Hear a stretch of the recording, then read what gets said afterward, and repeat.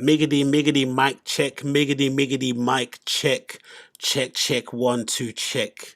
We are back. Random Show episode number 32 with I, your host, Agostino Zinga, on the Agostino Zinga Show YouTube channel. Thank you so much for tuning in, as per usual, to this amazing show. Thank you for all the chatters out there, the people that are going to watch it after the fact, the subscribers, the people that jump on this after and just see what the hell was this guy talking about? Who is this random black dude in this shitty vest talking about? What is he talking about? Who is he? Where is he? All of you, big up everyone. Big up the defenders of the B show, the defenders of the LA comedy scene. Big up everyone associated, everyone, big up. Today's love, maximum love, because I'm back, baby. Back, okay? You thought you could take me. People thought they could take me off the internet and remove me, but I'm here. All right? The million tabs are all gone. All the windows have shut down. There's only one window left open right now. Only one window left open. And you want to know what window that is that's left open? Do you want to guess what window is left open? Do you want to guess? I'll give you a hint. Do me this favor. If it ever gets to that point where there's 40,000 or so people whose sole mission is to expose you and to call you out on your BS, please tell me to stop. Trugg Walk. Can't talk, but I'm walking to my truck. Can I get a Trugg Walk? Yeah, I can't talk, but I'm walking to my truck. Let me get a Trugg Walk. So who's next up on the set list? It's Casey Jones, motherfucker, I'm Netflix. I stay shining like the diamonds in your necklace. Cheating on your carnivore diet, no breakfast. I see you got everything you asked for, but time's up, I have to throw you through a glass door. It's 2024, Lord, had to fast forward. The CTE got you bored and you feel ignored. Yeah, this for my displaced felines, working on the corner for the florist in the meantime. From the alleys to the valley, never know where we at. You about to fuck around and meet some homeless cats. Shout out to the CEO.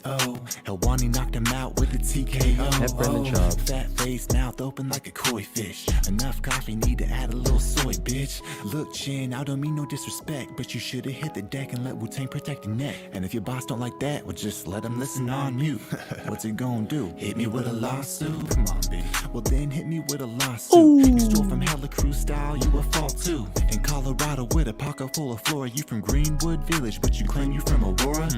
If you want me, you can find me in the kitchen, but I'm only washing dishes, this ain't in my job description. Nah, later on, find some chicks to fuck, so just help my papa out and please walk me in my truck. Trugg Walk. I can't talk.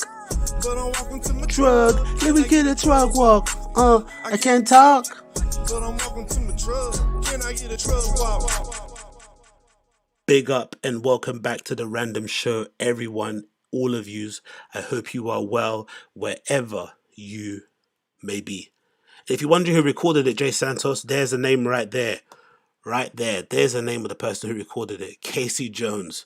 Big up all the homeless cats, PF Changs. Check him out or check them out, whoever they may be. Casey Jones is the person who made that absolute banger. Absolute banger. But yeah, big up everyone. We had some tech issues beforehand due to my inability to close windows with multiple tabs open because I am a serial tab abuser. Call me Tabastino. Anyway, you know the deal.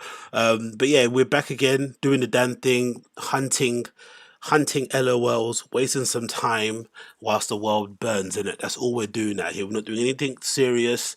The stuff we're doing here is only meant for humor. You're not to go on people's pages and start attacking them. You're not to go and do that thing that people do where they go and troll certain people, and then when they get blocked they start talking about, oh look, you blocked me, he's sensitive. No, don't do that. Don't do that. People, it's their prerogative to block you if they want to on their own social media channels. They should be allowed to do what the hell they want. Don't go on there and start, annoying people for no business. That's not funny. That's not smart. So let's just leave all the jokes for here. Enjoy it. Have a good time. Do all that good stuff. That's all we want to do here, all right? That's all we want to do. We don't want to do anything else apart from have some LOLs and enjoy ourselves, because that is what we should be doing at all times, isn't it? That's what we should be doing at all times. So before we start, I need to actually get let me just get my little Streamlabs link in the thing, and then we can continue to go on with doing what needs to be done in it, because we're here now. People thought this thing was going to end and that, but it wasn't. I'm here, standing strong as per usual, doing the damn biz, and I'm thankful that you guys are hanging around with me too, because without an audience, what would this be, eh? It would just be me ranting and screaming into the sun, as I do every day anyway. But yeah, regardless, cool. Let me get my little Streamlabs thing up on here, pin this message, and then we can go straight into the lols and the bants. Yeah, my stream health is much better as well, actually. So good to see. So let's roll. Let's do the damn thing. So before we were here, or before when we were before, you know the deal. Showbizanism is catching me too. We were speaking about this guy called Jesse on Fire, who I accurately described as like the evil Randy Couture. So why not we just go back to him and see what he was saying overall, and then we can continue with the rest of the show. Yeah? Cool. Boom. Let's go. Yeah, you know, Schaub, oh my God. It's just attention-grabbing bully shit. Like, it's like desperate for attention. Oh my God, no one has ever paid attention to me like this. Like, you know, I get the like Bobby Lee's girlfriend's hot thing, but like now it's like, Also, just as I'm going to keep pausing because this guy seems like a bit of a wally anyway. But that whole, I get Bobby Lee's girlfriend's hot thing, that thing you said, that sounded like a bit of a hate, innit? That sounds like somebody who tried to smash and got denied. Right? He sounds a little bit too annoyed that she's hot. Like, why are you annoyed that she's hot? Why does it matter? Yeah, I mean, it's a really weird energy, isn't it? He's got that energy where he gets upset that women are hot. Why are you upset that she's hot? Why are you upset that she might have options and she chose Bobby? Is that something that irritates you? Could you have a seat, please? You sound a bit suspect there, my friend. But hey, let's continue. Look at me. Look at me. Look at me. It's like all these like people who just bite off Rogan's clout. Like that's literally all she's doing. Is like Schaub is with Rogan. Hold on, bite off Rogan's clout. Couldn't that also be described as what Brendan did? I don't think that's the case because I still think he's a really hard worker. I don't think he gets to where he's at just through Rogan alone. But we do have to recognize that Rogan is a big contributing factor to a lot of his success. Without him, he probably wouldn't have been, I won't say as big as he is, but he probably wouldn't be as famous. Let's just say that. He probably would still have some level of popularity because of the time he started podcasting super early. You know, there was a lot of those people who started early who just ended up successful because there wasn't that many around at that time. Nowadays it's probably harder. But it's weird to describe Khalyla as somebody trying to clout off Rogan when Brendan can't stop mentioning Rogan's name. But hey, they continue. So she's got a story with Schaub and she just wants it all, dude. It's so transparent to me. It's funny, dude. Why do you want to talk about it so bad, girl? Because Khalyla, it's my story. Why do you want to talk about this so bad? You know, like.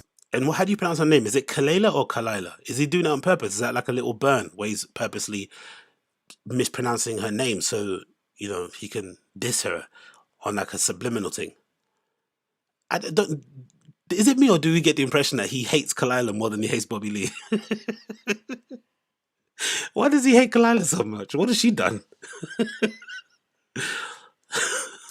Very strange, man. These guys, these all, I don't know, these like Cam Hanes, you know, jiu-jitsu guys are weird, isn't it? Like they've got some very weird neurosis, isn't it? Like I don't know if it's spending too much time out there on the trails and not much time around humans that turns them to be really highly strung. But I don't know. There's something weird about it all.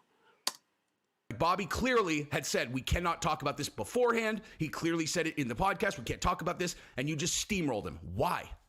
Why? How is this important? You said you made things cool with Schaub. Okay, that's a fair point. If you're going to, again, because I said before in the other stream, I said for the people out there who are dissing Schaub and attacking him, it's good to have on the internet the opposite side of things. So it's good to have somebody like him being like, uber defensive, right? And basically fighting the other side's argument, which is, you know, a bit redacted, but you get what I mean. Like, I get that point. He has got a point there. If Bobby Lee was uncomfortable to, speak about the whole thing that was going on with his bullying and intimidation for the LA comedy scene thing on H3, and knowing how Ethan Klein loves drama, if he said he didn't want to talk about it, maybe Khalyla should have backed off. But maybe as a good partner, because she's known the guy for 10 years or so, maybe she understood that he didn't really want to back off. He was just, afraid of the consequences, but he actually did want to speak about it because it was something that was bothering him. And if you go on a TigerBelly subreddit, everyone's now saying the recent episode, not the one they did with Brendan, but the one that just came out, I think today or yesterday, everyone's now saying that was the best episode they've done in ages. So it's no coincidence that maybe now Bobby's got this thing off his chest, he's got it off his back, he's now looser, and he's having fun again on the podcast and being a silly goose that he is and providing some good entertainment for his fans. Maybe. So maybe Khalyla, did him a favor in that regard. But who knows? Like, she literally said in the thing, she's all, yeah, I mean, like, me and Brendan, we are cool, and we agreed that we wouldn't talk about this. But then he went on his podcast the next day and he talked about it. So I was like, okay, deal's off. Except what he said in the podcast was, we all talked and everything's cool. That's what he said, okay? He said, we all talked and everything's cool. And she took that, she's like, oh, I guess deal's off. Yes, I get to shit on him again. I get to shit on him. I get to spill all the beans and talk shit. Yes. Some people in my comments say, oh, you're too invested in this. Why do you care? Why do you care? For me, it's just entertainment. I hope it comes across to you guys. I don't actually hate anyone involved. I don't hate Brendan, don't hate Bryan. I might dislike them because I was a former fan of the podcast itself. I dislike who they've become, but I don't hate them. You know what I mean? I don't sit up at night thinking about ways to destroy them or think of, you know what I mean? It's not something that bothers me too much. It's just mild entertainment. But this guy comes across as being very, very hateful. Or is it just me? Maybe I'm reading too much into it, but he has some real pent-up aggression about all of the situation. And I don't know why. What's his connection to fucking... Oh, big up the super chat. Whoa. $5 from Dennis Michaels. Thank you so much, brother. It says, maybe this dude wanted a Trugg Walk fight. Little jealous. Not that there's anything wrong with that. Yeah, exactly. Cool. But I just want to, again, because I don't really know who Just on Fire guy is, but he seems... What's his connection with... Sorry. What's his connection with Brendan? And why is he so highly strung? Okay, cool. So should I just keep... Is this stopping really annoying? And commenting it? Because I'm just doing it as a stream. Or should I just let all the clips play and then just say what I want to say at the end? Let me know in the chat. Because I'm not really too sure what the best way to go about it is. Because I've seen other streamers do it where they pause and they talk about the thing. I'm not sure if this is really annoying or I should just carry on just piling through and not be feeling bad that I'm keep stopping it too much. Let me know in the chat. What do you think? Should I just let clips play all the way through and then comment? Or should I keep stopping and making my comment? Let me know. Do your thing. I think stopping is fine. Okay. See some more people. Yeah, do that, please. You do you, AZ. He's also trying. Do your thing. Okay, cool. I'll just do me. Okay. Hands up. I know it's annoying. I get it. But you can fast forward when I then upload this later on. When it's available to watch it, you can just fast forward on my commentary. So please forgive me. And if you want to watch it yourself, that's the title of the video. Sorry, let's continue.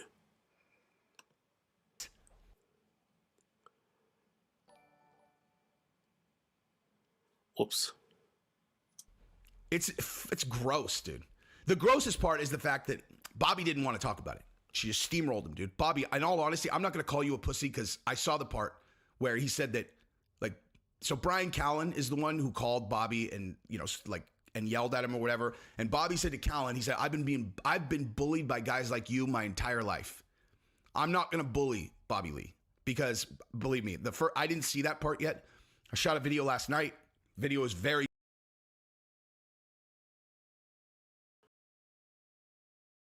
Big up the super chat from Joe. Thank you so much. $4.99. And Joe says the following. Jesse is a massive fan of Rogan and wants to be on JRE. That's the angle he's coming from. Oh, okay. That makes a lot more sense then. That makes a lot more sense. But I've never understood this whole sucking off Rogan's friends or Rogan to get to the show, get on the show. I've always thought that obviously that does work for some people, but I'd imagine if you're just really good at what you do, regardless if you're critical of him or not, it probably might get you on his radar in a far more favorable way than just, unashamedly like trying to suck him off. Do you know what I mean? Or his friends. Do you know what I mean? This doesn't really work. I don't know if that really works in the long run. And it just makes you look like a little bit of a, what's that word called? I wouldn't say a simp, but I don't know. You don't come across that well, and it's not really authentic, innit? You're not really being your authentic self in that regard, but maybe he doesn't care. I'm not really too sure. But it's a weird approach to get on Rogan, really, but, at least he's trying. Very good. But after seeing Callen response, and then Callen said that Bobby said that to Callen, I was like, okay, no, I'm not going to pile on Bobby Lee. He feels like he's being bullied. I don't bully people. Okay? I don't do it. And he's not a bad actor. Khalyla's a bad actor. Clear as day. Dude. Clear as day. She loves the drama. If you're doing something because you love the drama and you don't care about who you're hurting, you're the bad guy, dude. Okay? Bobby's your husband. He says he doesn't. Oh, he seems to have one of those things where he doesn't like women talking too much, does he? I think he's one of those kind of guys, isn't it? He doesn't like when women talk back. I think he's one of those guys. And you know those guys who don't like women that talk back. And then, you know. Understand, like, and I do actually hold my own marriage up as kind of like the example of how you're supposed to do it. And I think anybody who knows us well would say, like, yeah, that's pretty much how you do it, right? The ego on this man. He thinks his content is amazing and he thinks he's got a marriage worth writing books about. What? Where's your wife then? Why don't you get her on camera, mate? If your marriage is so good, why don't you get her on camera so she can comment? Thought so. Where is she? Where is she? Oh. Right? Like my wife is a hard 10. And I could say that openly. Like I could be like, Khalyla, my wife's way hotter than you. Like, should we do that? Should we look up what his wife looks like? I don't want to, but this is too intriguing. Let's see. Let's see. This is way too intriguing. I have to see this. Let's see.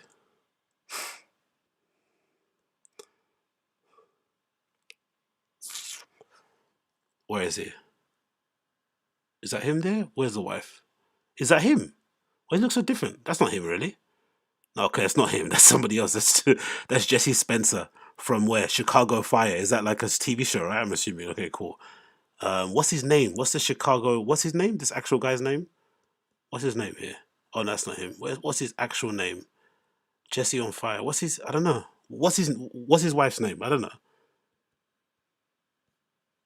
Okay, what was this? Who's Gabrielle? Is that one person? And okay, cool. So I guess, okay, let's see. Maybe he's got her on the Instagram. Pardon me. Who is this? Who is this person? Gabriella, I guess, is the wife, I'm assuming, right? Let's see if his assertion of being a hard. But you know what? To be honest, if it's your wife, you should also always describe your wife as a hard 10. I'm assuming this is the wife then, right? This lady here, the blonde one.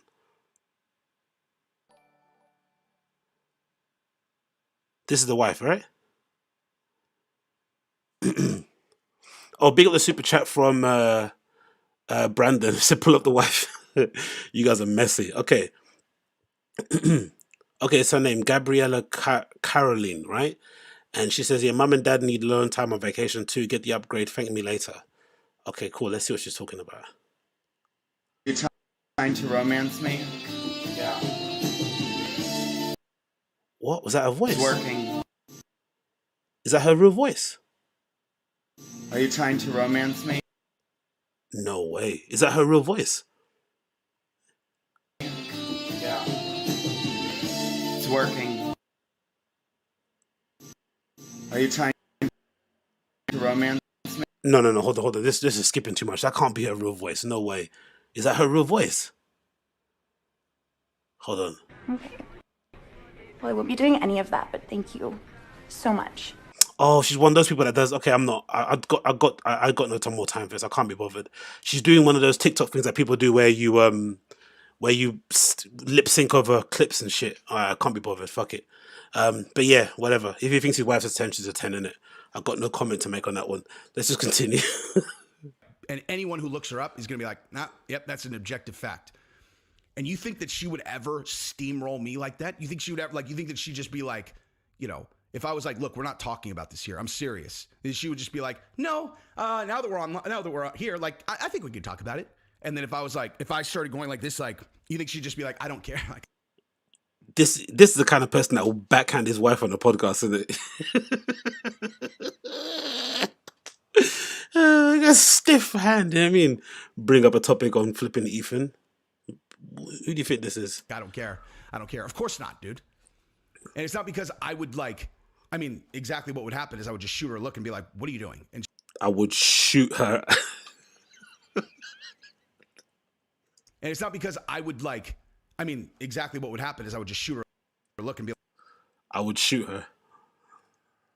like, what are you doing? And she would just stop talking about it. But like, that's not why. She wouldn't because I asked her not to. She would know I didn't want her to talk about it, so she wouldn't fucking talk about it. It's disrespectful. You're not a good wife. Like that's, you know, I mean, I'm not going to make outlandish claims about your entire marriage, but that right there is being a bad wife. Just by definition, don't care about your husband's feelings. Don't care about what he wants. He's talking about how it's having real world implications in his career. And you're like, I don't care. I just want to talk about this because I love the drama. I fucking love it. All right, man. All right. Fair play, man. Yeah, big up Jesse on fire, I guess. And if you want to check out his comment, check out his content. That's his name. I'm sure you'll be able to find him. He looks like that. He does this sort of stuff. I guess it's gonna work for a minute. Hopefully he gets on Rogan. Big up him. No more comments to make on that one. I'll keep my thoughts to myself. Oh, yo, I love that world, man. I want to get to a place in life where like someone loves me the way, you know, Jason Cow flipping loves Elon Musk, or somebody loves me and wants to protect me the way people want to protect Brendan and Joe Rogan, man. Honestly, I want to get to that place in life where grown men get on the internet and rage and shake, do you know what I mean, in defense of you. And they really want to fight your corner, even though you don't know them. That's amazing, man. Imagine how much that must feel. How good that must feel, sorry. Imagine, that must be better than having all the money in the world, all the nice cars. Forget all that stuff, man. Forget it. Imagine men across the world, like, really going to town for you. And they would probably go to town on you if you ask them nicely enough. Or you do have to ask them probably, in BGL's case. You'll probably be there, you know what I mean? Flipping big hands and all that. But you know what I mean, right? Just imagine how nice that would feel, man. Have all these guys over, you know, all these guys in gyms and stuff just fighting your corner, saying how much of a good guy you are because you train and you run and you hunt. Wow. Wow. I'm going to get there soon, man. I'm going to get there soon. I'm going to be there on my bow and arrow like Cam Haines and my short shorts. You know what I mean? It'll be flipping amazing, man. I'll be there. I'll be there. But yeah, let's continue. We got another clip here I wanted to play featuring Red Bar, and it's from the Cambodian River Pig again. So check out his channel because I love it. It's really, really good. It's called Red Bar Predicted the Beverly and Brendan Schaub situation. So let's see what this is all about. What? This is great. Dude. I'm glad we're here, Ching Chong. Okay. Right? I'm so glad we're here. We can really just kind of get it out. We can get it all out there. Yeah, let's get it. Because I honestly, and I'm not even. This is not even a bit. I feel tension with you guys. No. Yeah, a little bit. Shut up. Yeah. No, you give my girlfriend fuck eyes.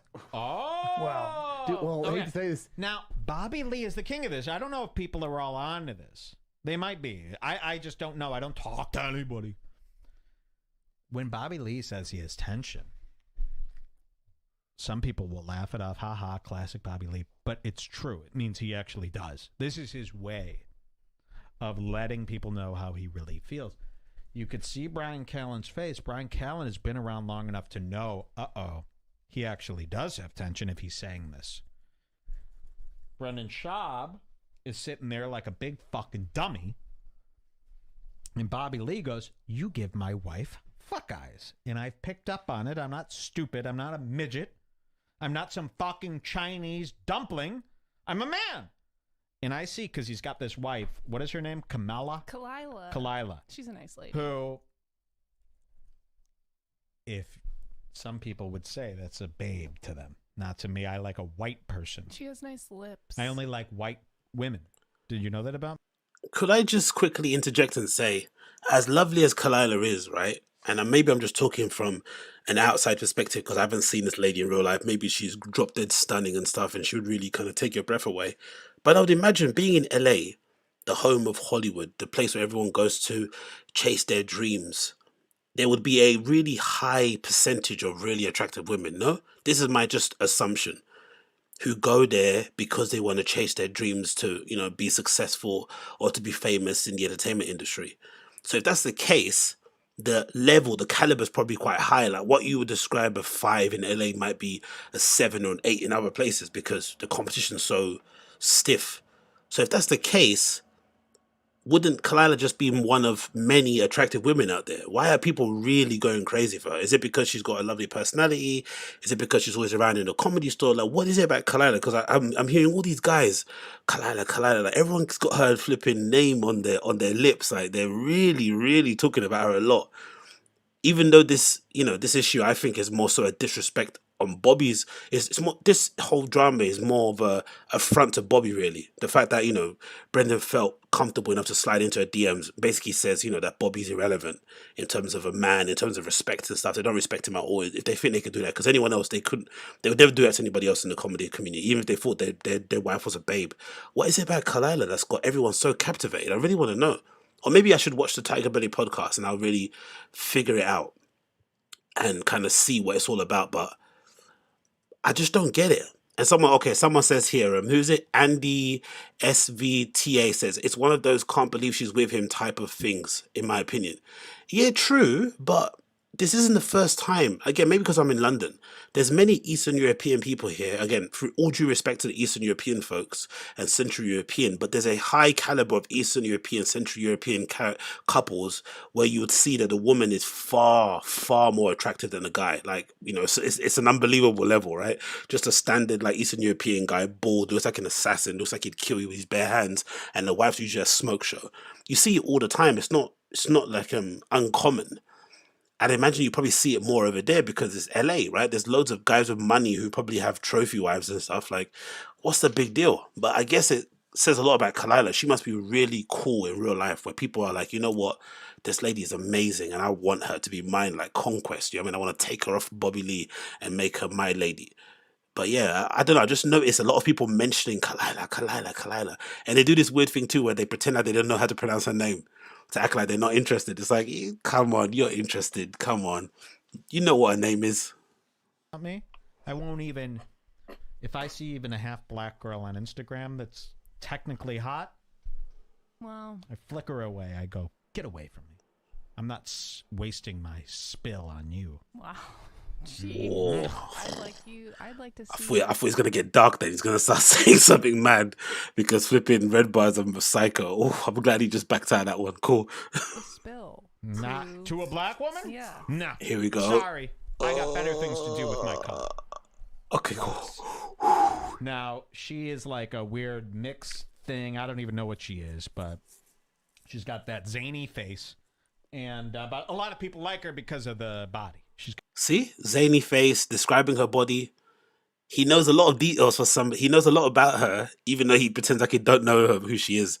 Everybody does this with Khalyla, man. Honestly, this girl's got the juice. People love this girl. And I don't know what it is about her that gets people so captivated. Again, I'm not saying because she's not attractive. I'm not saying because she's not good looking. She clearly is. I just mean because of LA. I just assumed there'd be like Margot Robbie's walking down the street all the time. You know what I mean? That's my vision of LA. Because I only went there once. I don't when it was like 2017 or something, and I saw some very hot ladies out there. A lot of them. So I'm not really. I don't know. I don't get this. But maybe it's a comedy. Maybe as well. Maybe I just figured it out. Maybe it's a comedy scene thing. Maybe it's a comedy scene thing. So maybe because in a comedy scene, usually the women look like I don't want to name somebody, but they look like gargoyles. So maybe because of that, when a somewhat more than average looking lady comes on the scene, everyone starts gets their tongues out and starts wagging. You know what I mean? They're really down because they're like, oh my God, we're starving usually out here. And now we've got somebody who legitimately we wouldn't mind being caught in daylight with. Do you know what I mean? So maybe that's the case. I don't know. But I still think it's more so to do with Bobby. As someone else mentioned, it's the fact that they don't respect Bobby and they don't think he deserves her. And they're like, I'll take her. Which is a really fucked up place to think as a dude. Like, I deserve your woman, you don't deserve her. That's some prehistoric caveman shit. Got a big boobs. She was hotter probably 6 years ago. I think she's turning into just more of a regular lady. See, he says he didn't know who she was, and he knows she was hot 6 years ago. Khalyla, man, you got that juice, girl. Whatever you're doing, you should put it in a bottle. Honest, I haven't.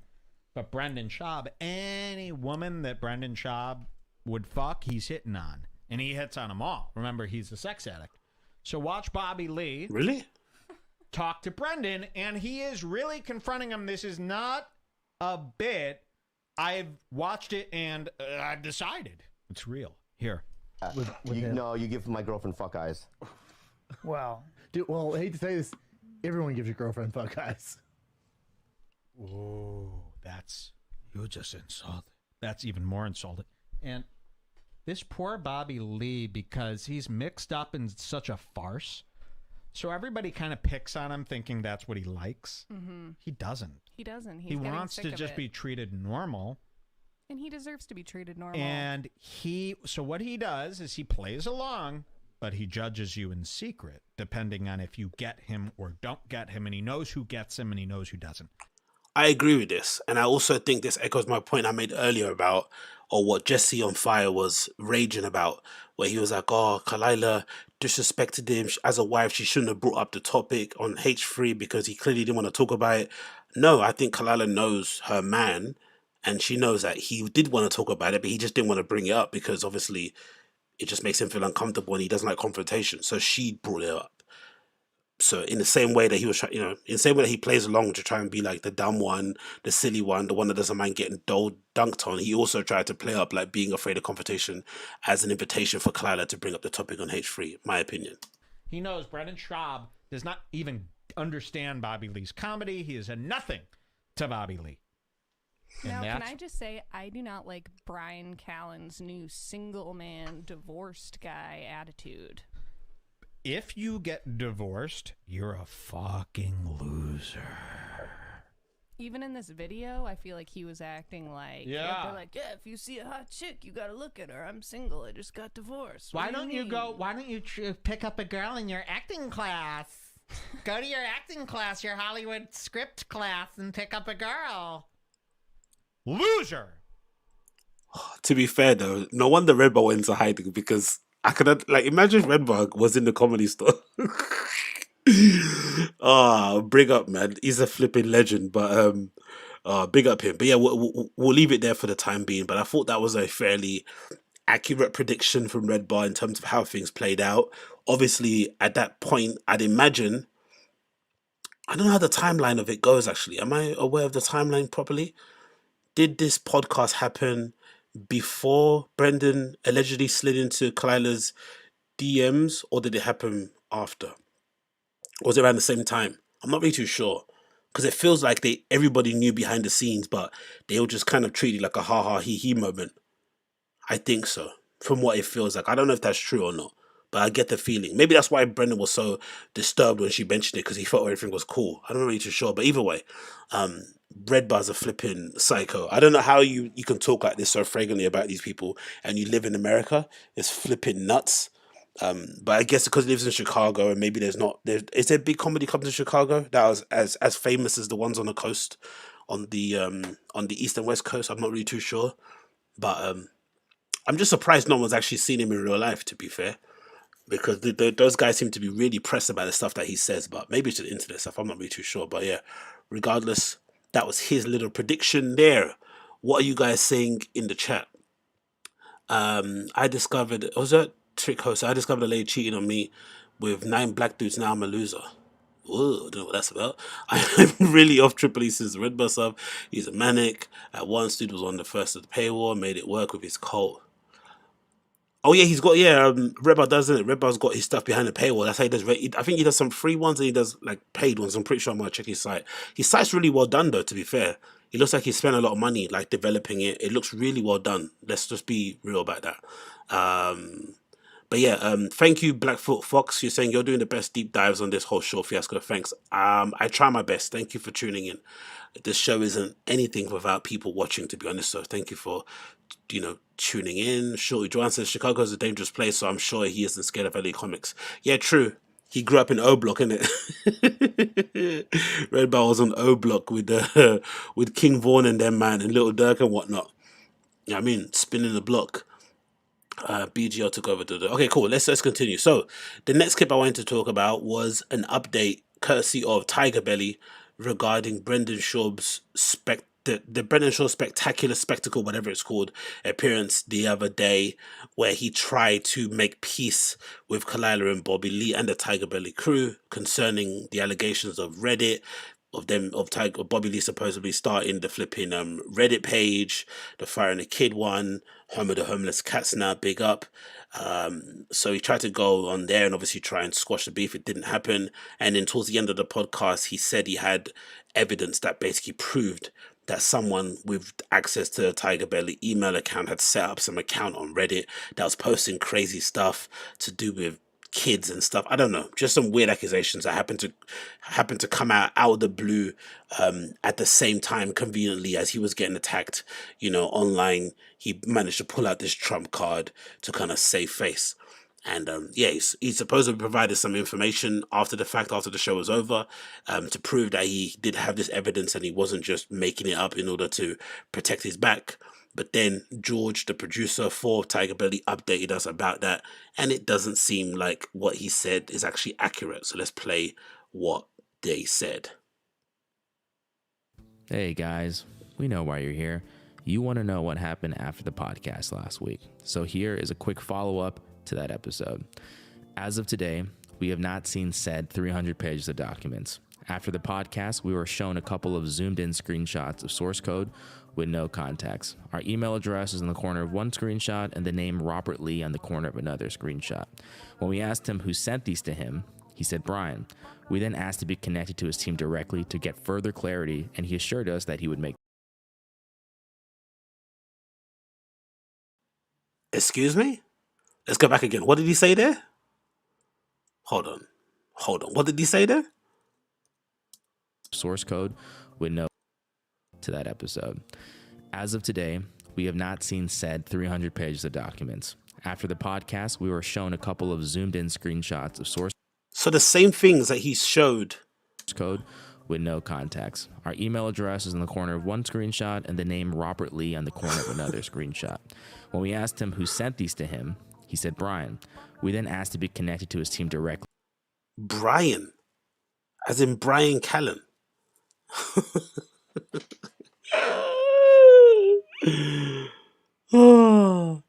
You're telling me Bryan Callen was the source of the source codes? He was the HTML provider. Bryan Callen, a person who was only recently copy and pasting, URL links into his Instagram captions for his shows up and coming. Like, buy tickets here, as if you can click URL links in flipping captions of Instagram feed pictures and shit. That guy. The guy who can't take an unblurry picture to save his life. That one. The one that doesn't understand lighting. That one. Come on. Oh my God, this story just keeps getting worse. Weirder and weirder, man. To get further clarity, and he assured us that he would make that happen. We followed up with him for the next 3 days, and finally on Thursday, we received a text from Brendan saying his team would prefer to handle this issue in-house. Of course they would. Of course. After all this drama, you now want to handle it in-house. You now don't want any more back and forth. You went on there, imagine, he went on their show and essentially accused the staff members of that show, including the creators or hosts in Khalyla and flipping Bobby Lee, of orchestrating an attack on his reputation, on his person, on his family, affecting his bottom dollar, maybe leading to the breakup of his relationship, God forbid, touch wood, all this sort of stuff. He accused them of this stuff, right? Which is a pretty heavy accusation. So clearly, naturally, those guys are like, no. You can't just come in our house. You can't just come in our studio and accuse us of such a thing. You have to provide us with proof so that if it is true, we can punish the person who did it and we can completely disavow and distance ourselves from that person because this is not something that we endorse. And also, we didn't think we did it, so we need to clear our name. He sits there, sends them what? Screenshots. Not even PDFs that he saved on his phone, screenshots from an email he got given or something, zoomed in that shows Robert Lee. Now again, not to be that guy, but do we really think Robert Lee's name on his ID just says Robert Lee? Or sorry, Bobby Lee. Do you think Bobby Lee's name just says Bobby Lee? Do we not think there's other names involved there? maybe an Asian sounding name, maybe a middle name, maybe something. Did he honestly think just because someone's name is Robert Lee that would obviously equate to Bobby Lee? Come on, bro. And why didn't he just go on Reddit and just double check how easy it is to set up an account using an email that isn't yours? I'm pretty sure anyone can do it. So why would you automatically think that it came from somebody over there? And why wouldn't you just ask them instead of going off the handle and threatening and intimidating them over the phone and threatening to snitch and tell Rogan and their career? Why would you go that far? Fair enough if you assumed it was. Imagine you found out it was, right? Imagine if you thought your friend stole some money from you because you didn't see your wallet on the table. Maybe you lost it, but then your friend was the last person to have it, or to be in a room with you and you thought he had it. You wouldn't immediately go and, and flip and spray up his house with bullets. You'd ask, hey, have you seen my wallet, bro? Oh, no, not really. Actually, it might be under the table. I saw something under the table. And you check, oh, yeah, there it is. You wouldn't just immediately go to level 100. Oh, fuck you. You stole my wallet. You're going to die. I'm going to end your career. You don't do that. So why didn't you just call them and say, hey, I've seen this evidence that maybe shows that you are behind this. Is that true? And they can say, nah, nothing to do with us. And then go from there. That leads me to believe that probably this wasn't, again, just my guess. Hype, I'm just throwing out flipping theories out there. I know nothing. I don't know anything. This is all alleged. But this probably proves that this was an excuse or a lie that he fabricated, I'm talking about Brendan, in an attempt to distract everybody from what actually was the issue, which is the DMs and the Trugg Walk. And obviously the intimidate, you know what I mean? Like, that was a way to kind of get everyone to pay attention to it. Like, oh my God, let's look over there. Zoomed in screenshots. And then Bryan Callen is the source of it. Well, he said Bryan. He didn't say it was Callen. It could be another Bryan in their crew. Who knows? Let's just put it out there. But if it's Bryan Callen, this is a insane twist in this story. The guy who Brendan used to joke about him being computer illiterate and not be able to use his smartphone and unable to do social media. And now he's suddenly the mastermind behind an entire 70,000 strong Reddit subreddit. Are people... I think those nicotine flipping pouches are going to his head, man. Does not feel comfortable sharing information with TigerBelly. To recap, we have not received any substantial evidence regarding the accusations. We have not been in contact with the team. All we've seen are some screenshots sent to Brendan from Bryan Callen. Oh, he said his name, Bryan Callen. Oh my God. This is absolutely insane. Bryan Callen. Nah. So what Khalyla said in the other podcast, what Khalyla said in the podcast with Brendan, which was like, this isn't the first time Bryan has said something about Reddit. Like, he's used that excuse or he's raged on people about the same thing before. So this might confirm also that Bryan, too many B's.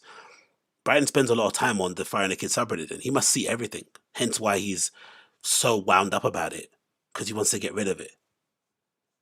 And this is a good way to get rid of it, right? By associating, harm to children and other kind of crazy stuff. I'm going to get some closure on this, but that's probably not going to happen. The good news is we have a great episode today, and we'd like to start by thanking our sponsors. Oh my God. I can't believe this, man. Bryan Callen is the mastermind behind this whole thing. This is absolutely insane. I'm gonna throw out a little theory here. I'm gonna throw out a little my own little theory. What do you guys think? What do you guys think? Hear me out, right? What if Bryan isn't really behind it, and what's happening here is Bryan is basically paying Brendan back for his unrequiting support that he had for him when he was going through his rape allegation stuff? Because if you remember, Brendan wouldn't shut up about it because he mentioned it, anywhere they asked him about the whole thing, he would mention it all the time, which is, the opposite of doing somebody a favor. But hey, he used to always mention that how when Bryan was being accused of rape, when Brendan was being accused of rape, he took a break from the podcast and the story is, from their side of things, that Bryan was the one that suggested he should take a break so that they wouldn't have to cancel the whole podcast, right? He took a break, he stepped back, took a sabbatical, put himself on leave, whatever it may be. And at the time, Brendan went on podcast and said he still kept on paying Brendan despite him not being on the show because, it's their show. And I guess he just pay whoever he got as co-host in terms of Chappelle and who's the other guy? Malik. He'd get I guess he paid him out of his wallet. I'm not really sure, but regardless, he'd always pay Bryan his half of the show, whatever the fee was, even though he wasn't on the show. Because he said, oh, this guy, he meant so much to me. He got me in stand-up. It was like a loyalty thing. And it was a pretty decent thing for him to do. He mentioned it all the time, don't get me wrong, but still, regardless, he's still a nice thing for him to do. Maybe we don't actually know that, especially at the time, Bryan was going through a divorce, right? Or did it happen before or after? I'm not really sure. But regardless, I remember the article going up on TMZ about the alimony. The alimony was something like 20,000 or something crazy a month, right? A mad fee. I remember watching it thinking, whoa. So maybe that money that Brendan was giving Bryan was a real lifeline. Even though Bryan comes from money, I'm assuming at this stage he's probably, he's not the most happy when he has to go back home and ask money from his parents because it probably comes with some conditions. So the fact that Brendan was still willing to pay him really went a long way in Bryan's head, because he was like, oh wow, this is really my friend.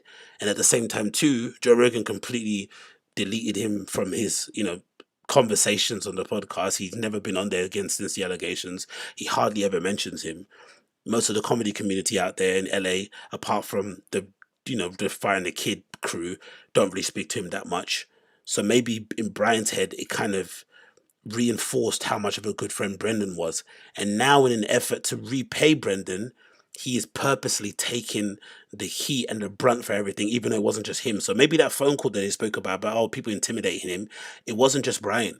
Maybe Bryan is taking the heat for everybody in an effort to pay back Brendan for his loyalty when he was going through his rape allegations.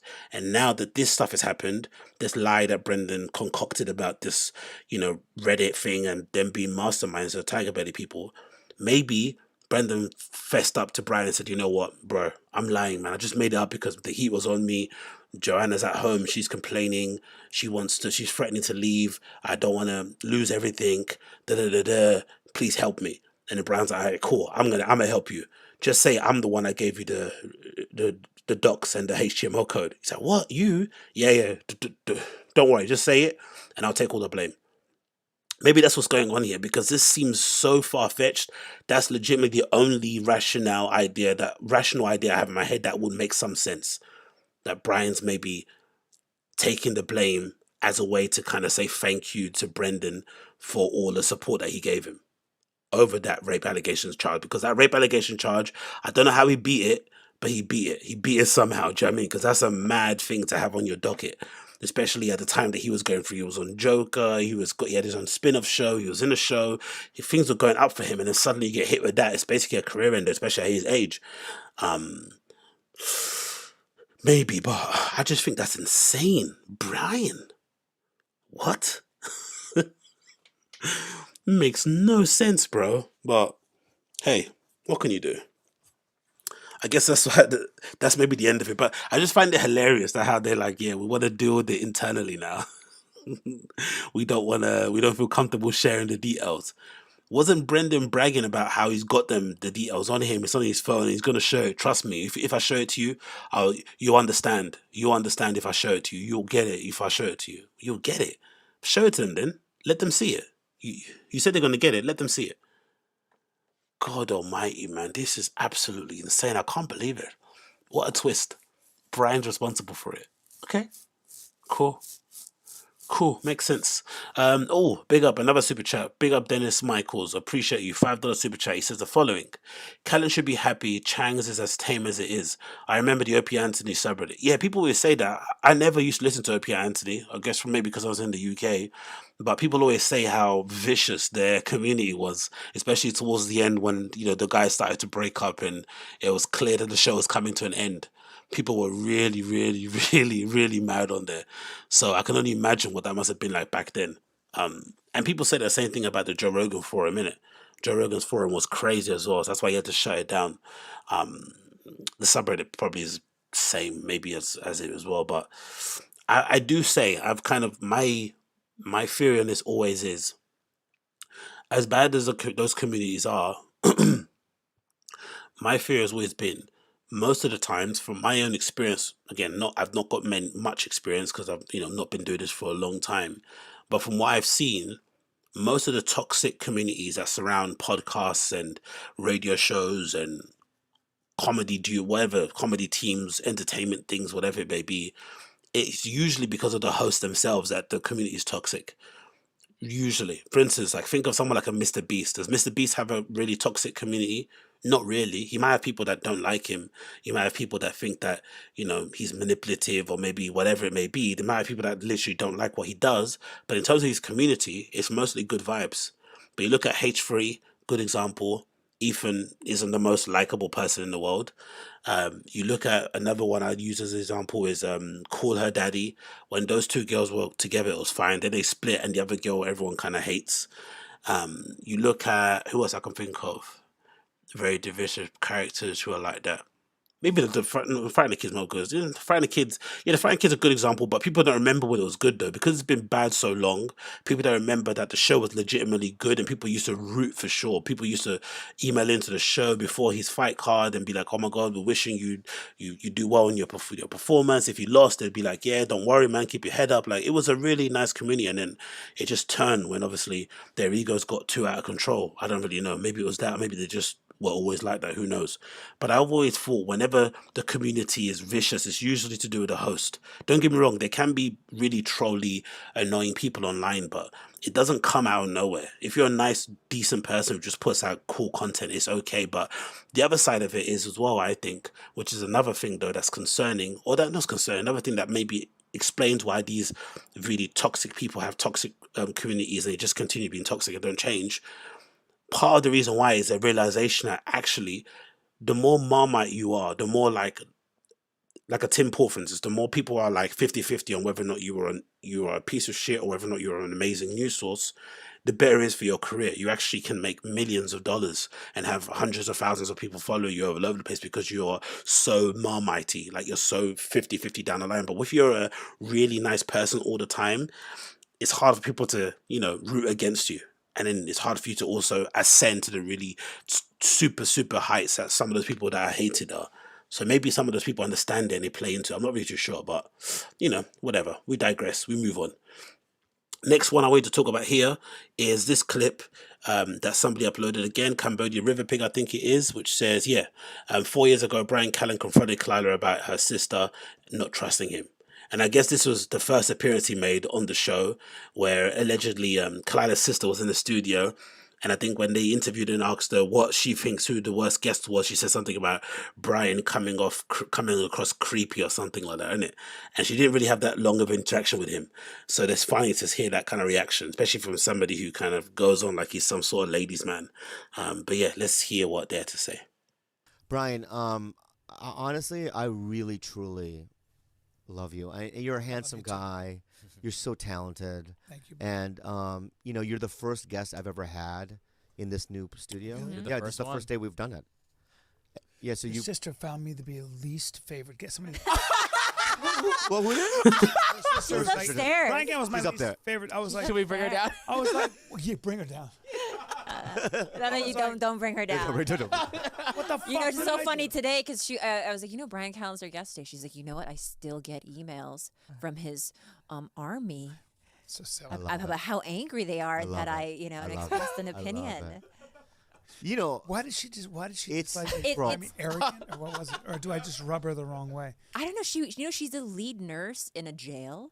I think she reads people really well. I don't know what she read about you, but you must have not. I'm a criminal. No. No. She's attracted to you. Hey, that's absolutely not true. That's what it is. I think that's the Give a round of applause to Bryan Callen. She's attracted to you. You know that's true. Yeah. She's in love with you, dude. She's in love with you. Guys, make sure you go to TFATK, so you go to Bryan Callen, find his dates, and also purchase Complicated Apes on Amazon and iTunes, I believe. Interesting clip, innit? Interesting clip. Because Khalyla's sister works in a jail. So she's around some really not too pleasant characters, you'd imagine. People who you would describe as being somewhat dodgy. So if she says she's got a weird vibe from you and that she thinks you're weird, creepy, doesn't trust you, whatever it may be, that's really telling. Really, really telling. And it's also telling because back then, Bryan was more like, charmy, ladies guy, because, no one knew of how deviant he might have been in the past. So he was way more upfront with talking about that kind of stuff. And I think that was around a time when they're like, you don't fuck chicks, that whole thing, that whole meme that came around. So he was kind of, putting it out there that he's a ladies man. You know what I mean? That I get it in. So for him to come across that way to a prison guard, to a prison nurse, is hilarious. Hilarious. This lady has, she's flipping, looking at people and looking after people who have flipping stab wounds from shanks made out of flipping spoons, man. And she's not trusting a comedian. But I also want to ask you guys, like, what would you do if somebody accused you of rape and you honestly think you didn't do it? How do you prove that you didn't do it? Because the thing with this stuff, this is just anecdotal stuff, and we're probably putting too much credence on what that lady said, and who knows, maybe she just didn't like him, whatever it may be. But how do you, prove that you didn't rape somebody? How far do you go? Because I look at Bryan Callen's situation, and I don't think he went far enough, mate. And I'm honestly, that's been one of the shocks for me in this whole thing, how he was able to kind of just, but I guess it's because he was not that famous, so people didn't really care too tough. That's the unfortunate side of things. Like, if you're not really that well known and you are a victim, if the person that did rape to you, let's go back a bit. Yeah, for the victim. For the victim, it's really distressing, because I'd imagine a lot of the people that come out and say these kind of things after the fact, you're not hoping to get conviction because I guess it's too late to do that.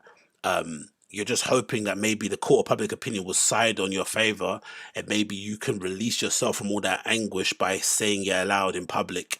And then maybe there's a part of you that also hopes that you saying it will have that person's career cancelled, so that it'll bring you some level of comfort that their life has also been upended because they upended your life, right, doing the most despicable act. But if you're the person that's been accused, how do you defend yourself? And do you defend yourself the way that Bryan did? Like, do you go after the victim's husband and, hit them with a lawsuit because you dared to call up a couple of clubs and tell them not to book him because you were angry that he assaulted your girlfriend back in the day, or your wife, It's really a testament. Again, that's one of the good things about being podcast famous and, this little niche famous. They get all the money because it's a very like niche thing. If you're a fan of podcasts, you're a fan of comedians, you're going to be really fans of those guys. You're going to see them all the time. You're going to buy their merch. So it's cool for them. So they get a concentrated group of people who are going to be ride or die. But on the other side of things, so that's a good thing, but on the other side of things, if you get accused of something, another positive too, you can also ride it out because not many people give a shit, because you're no one in the grand scheme of things. Right? You're no one really. No one really cares. It might be a pop when it first happens, but after that, everyone kind of moves on. But yeah, credit to him, I guess, isn't it, for doing it. But I don't know, man. All these things lining up, you're like thinking to yourself, imagine if it happened. Imagine if he actually did do what these ladies say he did, and he's still out here. It's absolutely vicious, isn't it? It's absolutely vicious. Probably that explains why a lot of people have distanced themselves from him in general, because they just can't risk it coming out later after the fact that he actually did do it. And then everyone kind of, so if you did embrace him after the fact, it's going to be on you. But I guess most people are just going to avoid it because they just don't want that smoke, because, why have that smoke if it's not you, innit? Which is funny, because I remember the time, I was saying at the time, oh, these other comedians are throwing him under the bus. They should be standing up for people. I was bugging out when it first happened. But I was bugging out more so in the sense that how they all pretended that they were best friends and they hang out with each other. And the moment someone got hit with an allegation, they all threw them to the wolves. And I should have saw that this would be a thing from the moment Chris got, completely ostracized. Because like the Chris thing was what it was, isn't it? I mean, if he's diddling kids, then obviously he should be buried under a jail. But I always got the feeling that he wasn't hiding his kind of taste for women. I don't think so. I had the feeling that most likely when he performs on stage back then, the crowd was full of girls that were, you know, pretty young looking, and everyone was kind of like, oh, you know, that's so funny, ha ha ha ha. He's got all these girls. Oh my god, he's only a comedian. He's so handsome. He's so cool. So it should have really been a surprise that he, you know, whatever happened happened. But then everyone acted like it was the biggest thing, and they didn't know. Oh my god, who didn't know he had this? Like, come on, man, you guys all knew, but they pretend they didn't. So you know, whatever. What are people saying here? Chat. Eddie says to me, play the video Dead Men Tell No Tales by the YouTube channel The Elephant Graveyard. It's about Diaz and Red Bar. Okay, cool. I'll play that at the end. I'll play that. Remind me again at the end and I'll play that for sure. Let's continue. Quick one. Just wanted to mention this, which I thought was really, really weird. Or really strange. So I predicted beforehand that most likely Brendan Schaub's special, the Gringo Papi, on YouTube, despite everyone not thinking he's funny, would probably hit would probably hit 1 million views in a week. And I mean that in a calendar week, so 7 days. Whenever it dropped, I thought 7 days after the fact, it would hit 1 million. And I was kind of off by, you know, a bit of a long shot. But it's still close to hitting 1 mil anyway. So it was uploaded on the 20th of April. And it's at the moment of speaking, it's at 974,404 views. So it's close to 1 million. So it's definitely going to hit 1 million by the end of the month for sure. And obviously the dislike ratio is where it's at. I don't know if that's accurate because I installed a plugin to view dislikes. I'm not too sure if this is the accurate dislike ratio, but it's 121,000 dislikes to 36,000 likes, which is crazy. But then people are probably gaming this because they don't like him, whatever it may be. But the really strange thing is that I don't really understand what his team are doing. And maybe it's BGL's thinking. I don't know who decided to do this. I think it's bad overall. Engagement on YouTube videos, from what I understand, even if you dislike something, you're helping the video. So even if you're going on and you're disliking it, you're still helping him in terms of getting this in front of people because people are engaging with it. The same thing goes for comments. So all the comments that were on here beforehand were really funny, and you know, some of them were attacking him and being a little bit mean and stuff, but there was still quite funny stuff people were saying on there. And people were engaging. So people were leaving comments, they were replying, blah, blah, blah. Why would you delete them? Because clearly they've been deleted, as you can see from the screen, right? There's comments here that meant to be the default ones that have all the, you know, upvotes on them. And we've got comments here with only 12 likes, 10 likes, 9 likes. And it doesn't match the view count.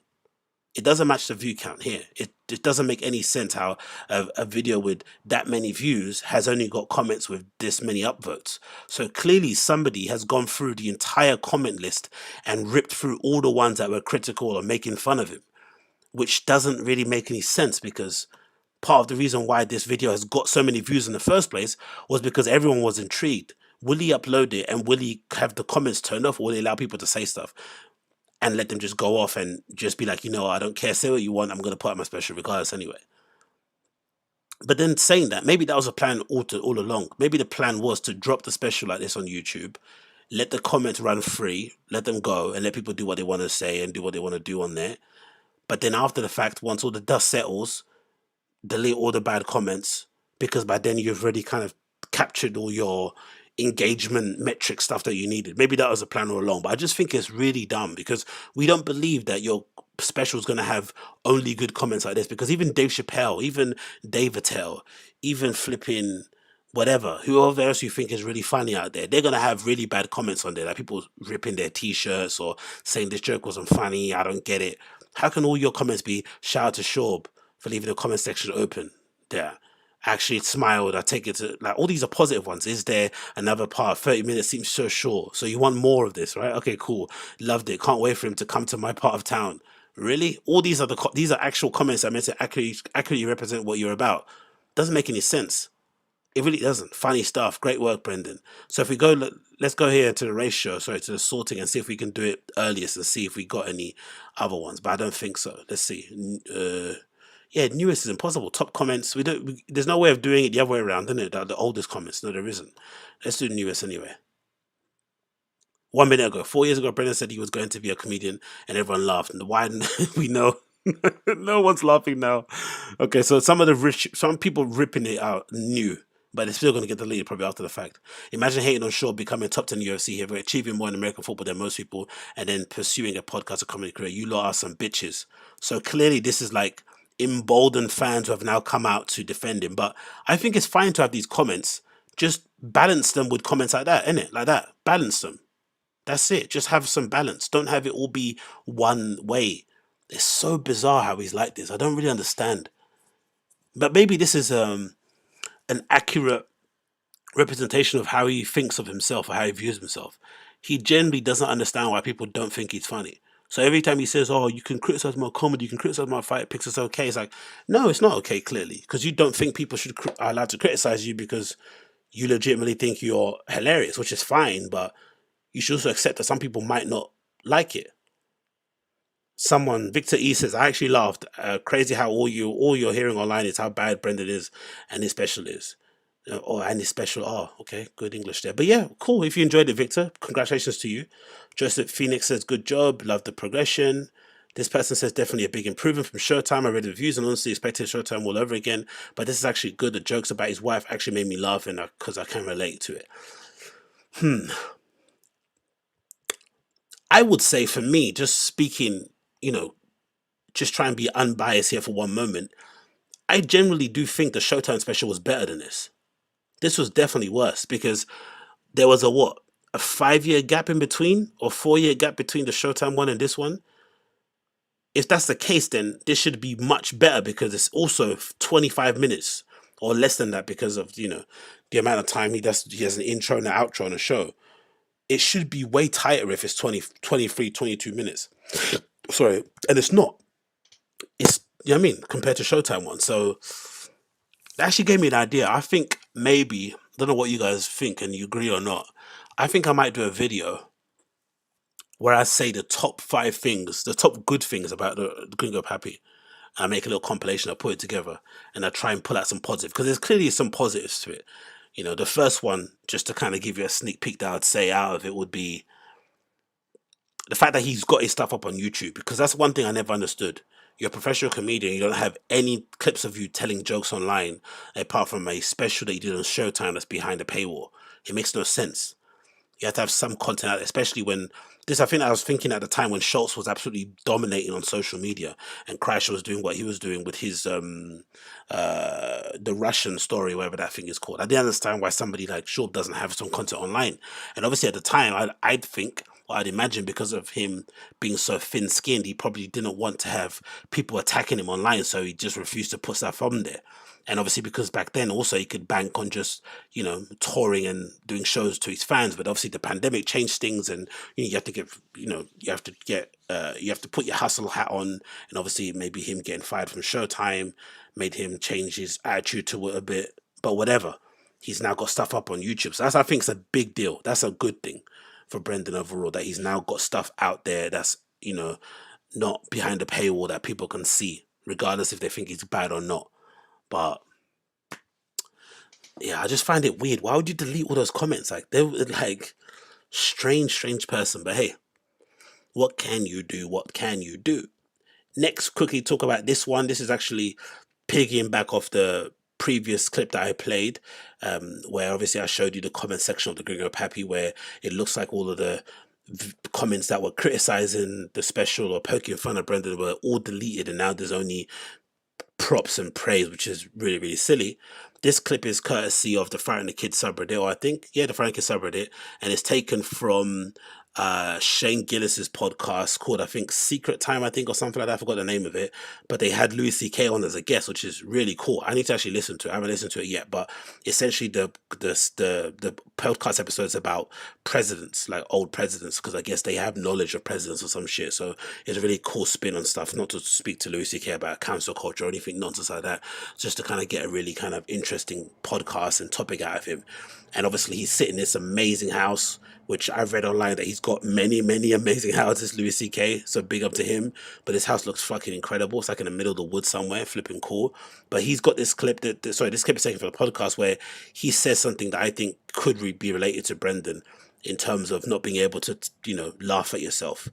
And I think this really, really rings true to maybe part of the reason why Brendan isn't maybe as well liked online as he probably should be, considering, he got brought in with Rogan and whatnot. But hey, let's play the clip.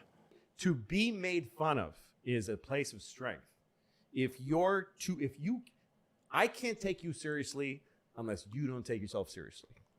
If you're a person to be taken seriously, then you can be made fun. If you can't be made fun of, you can't be taken seriously. If you're like, do not make that joke about me, it's like, you're a pussy. You have no confidence in yourself. You need to hear good about you all the time. That is a mental and emotional problem. Exactly. And also as a comedian, it just doesn't make any sense. How can you be a professional comedian and you don't, I would imagine the first thing about being a professional comedian, I would imagine, especially if you want to, take it seriously and start doing it as a career and stuff, you have to kind of do some self-inventory and maybe pull apart all of the things about your personality that could be ridiculed and poked fun at. You have to be the master of self-deprecation. You have to know everything about you that people can prod at, so that if they do say something to you, it never will affect you. Or if you do want to write good material, you have a place to kind of pull from. Do you know what I mean? That's maybe somewhat painful, whatever it may be, but you can make something out of it. But it doesn't seem to be something that Brendan seems to like or want to do, which I don't really understand. But it might have to do. It might have to do with the fact that Brendan comes from a athletic background and he's never really been a class clown. That might be part of the reason, because I would imagine any career in the entertainment or in the arts is probably hard to begin in your mid-30s, but trying to do stand-up is probably way harder because it takes long to get good, and also you have to be really open and down to ridicule, being bombing on stage, writing terrible jokes, not being taken seriously, not selling tickets. All this sort of stuff is going to be playing in you while you're trying to also get good at your craft, which you can't do alone at home, learning an instrument, playing the guitar, learning how to DJ, all these kind of things, singing, rapping, whatever. You can just do in a studio on your own and then put out a track and people can like it or not. But comedy, you have to always do it in front of people. So you kind of have to, come from that place of humility or whatever it may be. And he's never had to do that. And also maybe being the way he is and looking the way he is, he's never had to rely on being funny either. So how do you suddenly become funny? And being funny in the podcast is not the same as performing on stage either, is it? Being a showman or whatever it may be, because you've never had to have that be a part of your personality. So now you're developing it at 30 years of age. It'd be very difficult, isn't it? I'd imagine it'd be as difficult as somebody who has no rhythm trying to learn how to dance. It's one thing if you have some rhythm, but if you have zero and you want to learn how to dance, it's going to be really, really difficult to do. Similar to not having a funny bone in your body and then suddenly having to be like, okay, I'm funny man now. Which is why I've always said, I don't know why he even does stand-up. If I was him, I would just double down on doing kind of TFATK live things where you have little brows and chin going and rapping and singing before the show. You have maybe a couple of openers and you do a kind of a sort of performance storytelling sort of thing similar to what he did at the Ari Shaffir show. And maybe you do several stories in your history that are really funny, that maybe illustrate your kind of rise and fall, whatever it may be, and you do that as a kind of touring show, and maybe you tweak the material here and there, but that'd be pretty cool to do, I reckon, going forward. And then you wouldn't be a stand-up, you'd be in your own little lane, you have your own little thing going on, this live show thing, and you're into music, you're into trainers, maybe you have, something else with that tied into it. I don't know, that would make much more sense, but you can't tell people what to do with their careers, isn't it? So if he wants to do it, fair enough, and people are willing to pay, then I guess it is what it is. This next clip is always absolutely hilarious. This is maybe tying into it. This is a clip where I think this was during the pandemic. Was it during the pandemic? No, I don't think it was actually. Maybe it was during the pandemic. I forgot when. I do remember this podcast though. Brendan went on this random podcast, which he says he doesn't usually do, but he went on there. And the topic of bombing came up. And for some reason, I guess maybe at that time, Louis C.K.'s comments about bombing on stage being really important was still fresh. I don't know. But for some reason, Brendan referenced Louis C.K.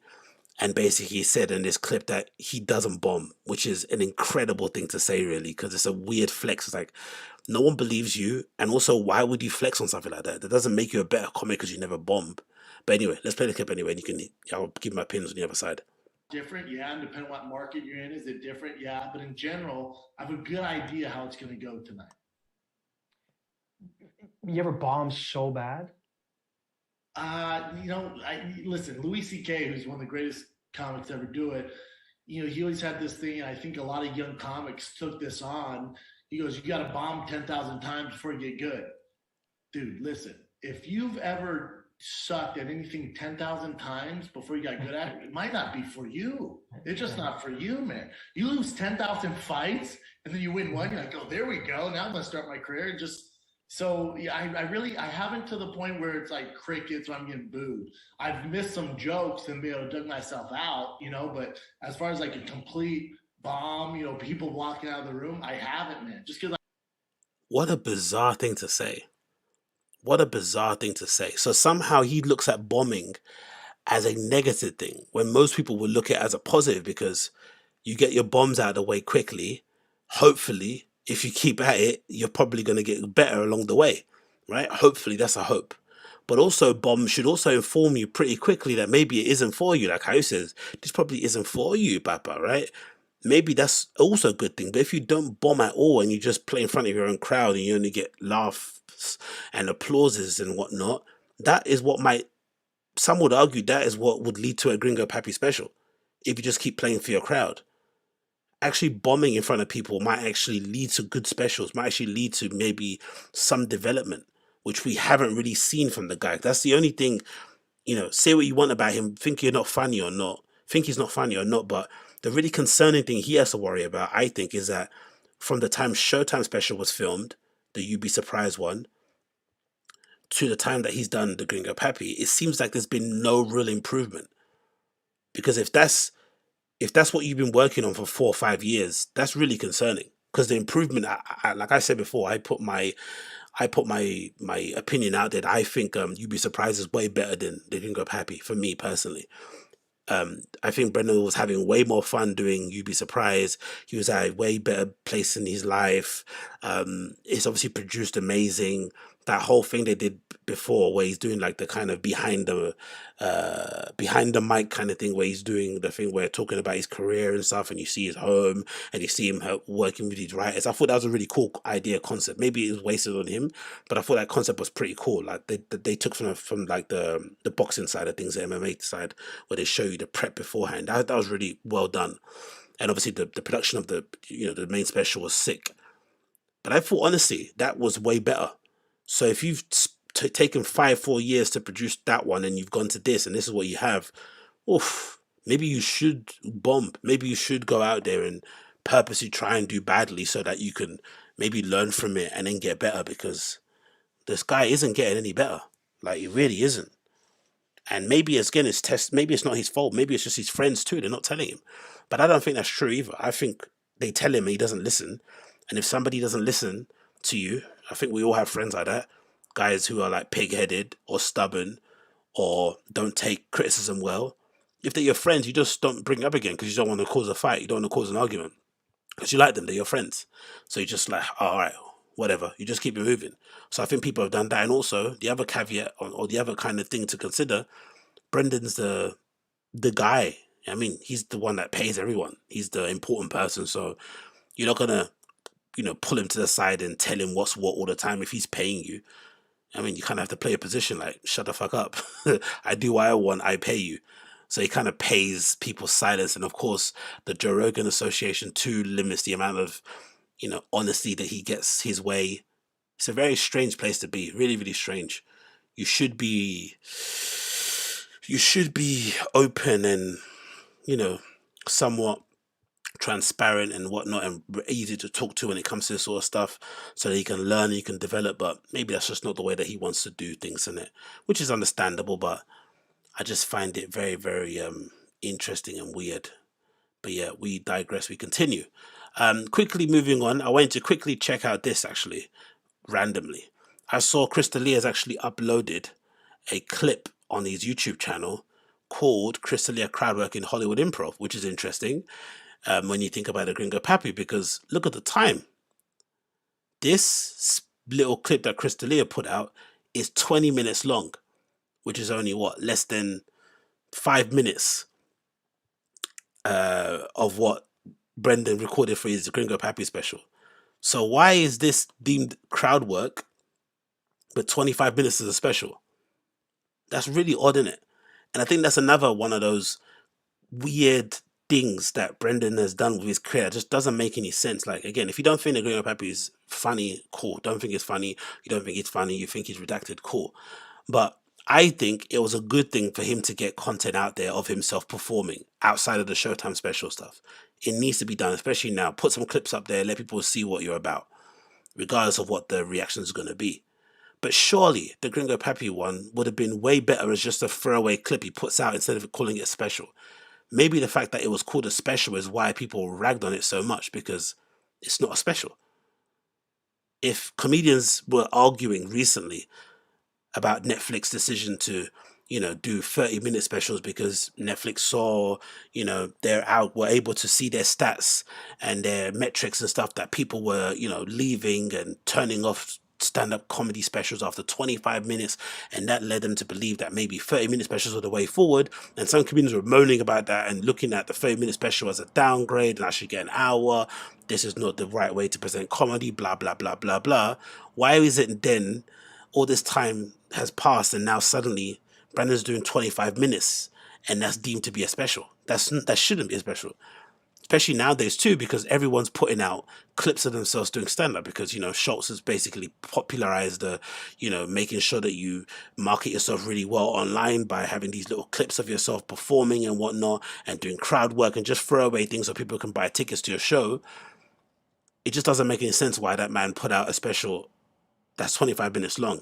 And then a guy in his own friendship group, a few weeks later puts out a clip of him doing crowd work, which is not, stuff that he's written. It's just him going on stage and, basically ad-libbing and, just freestyling on the stage and talking to people in the crowd and stuff and making jokes and whatnot.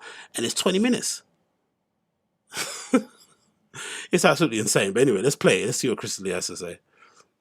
Oh, we're getting to school. It's okay, yeah, it's no rush. That's fine. Yeah, that's good. Thank you. Here you go. Thank you very much.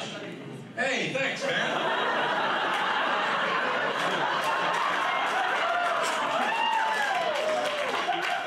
Are you a character in the movie? What the fuck is that?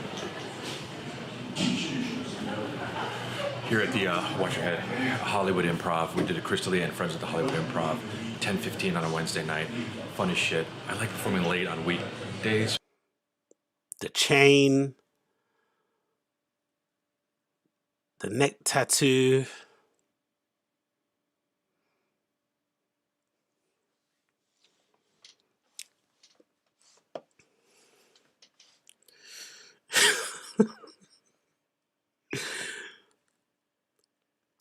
People should laugh at you, right? People should laugh. You're allowed to do what you want, but people should make fun of you. If you're 40 plus and you suddenly get a neck tattoo, people should laugh at you. They should point and say, that's absolutely ridiculous, especially if you have no tattoos beforehand, or especially if you were somebody that was against tattoos and you ragged on it and you made jokes about it, and then suddenly you pop out with a neck tattoo. What? 40, what is it 40 because of the what did someone say in my comment?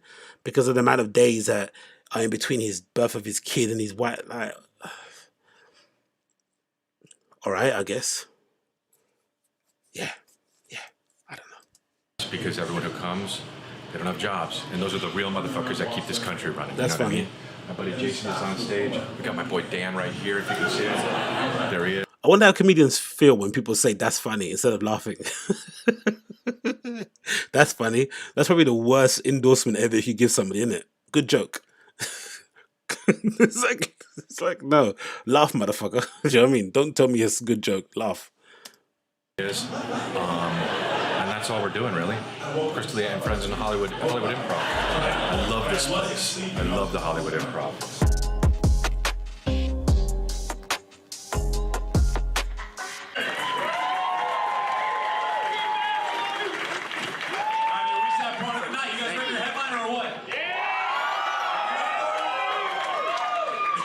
needs an introduction. You've seen all his specials. You watched his podcast. Congratulations, and all the other ones. Keep it going right now for Mr. Chris Dillon, everybody. Is it me, or is this even filmed better than flipping Brendan's thing? That's meant to be a special. Or am I bugging out? Is this not done better? That little intro was pretty cool. Him talking to whoever that guy was, giving a little rundown of the thing. There's subtitles there so he can immediately take that and put the clips up on his social. They filmed it in a kind of handy cam way to make it look purposely like it's just done off a flipping phone. But then the audio synced up really well. I'm assuming the audio will be synced up once you go on stage. It'll be the actual audio that's fed through the flipping. The mic will be fed through to the camera so you can actually hear the audio crisply.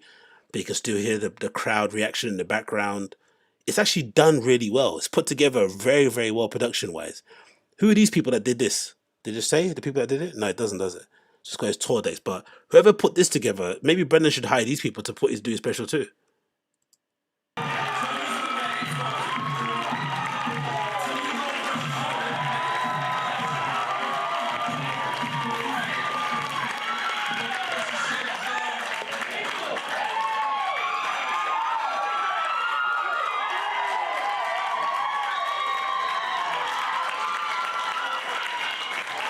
Must be good, innit? Like, imagine getting accused of what you got accused of, and coming on stage and having that kind of reaction.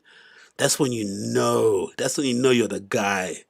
That's when you know when you're the guy. When you can, honestly, I don't blame these guys when they got their egos out of control. If you can bounce back from a rape charge, and you can bounce back from a flipping diddling charge, and still have a career, you are Teflon for real. Teflon for real. No wonder you don't think your shit doesn't stink. Like, no wonder. Why wouldn't you? You beat a rape charge. You beat a diddling charge. Wow. People are screaming. Even women are screaming in the audience. You'd imagine they hate your guts. But no, they're screaming. They're like, they don't me. They don't me. Thank you.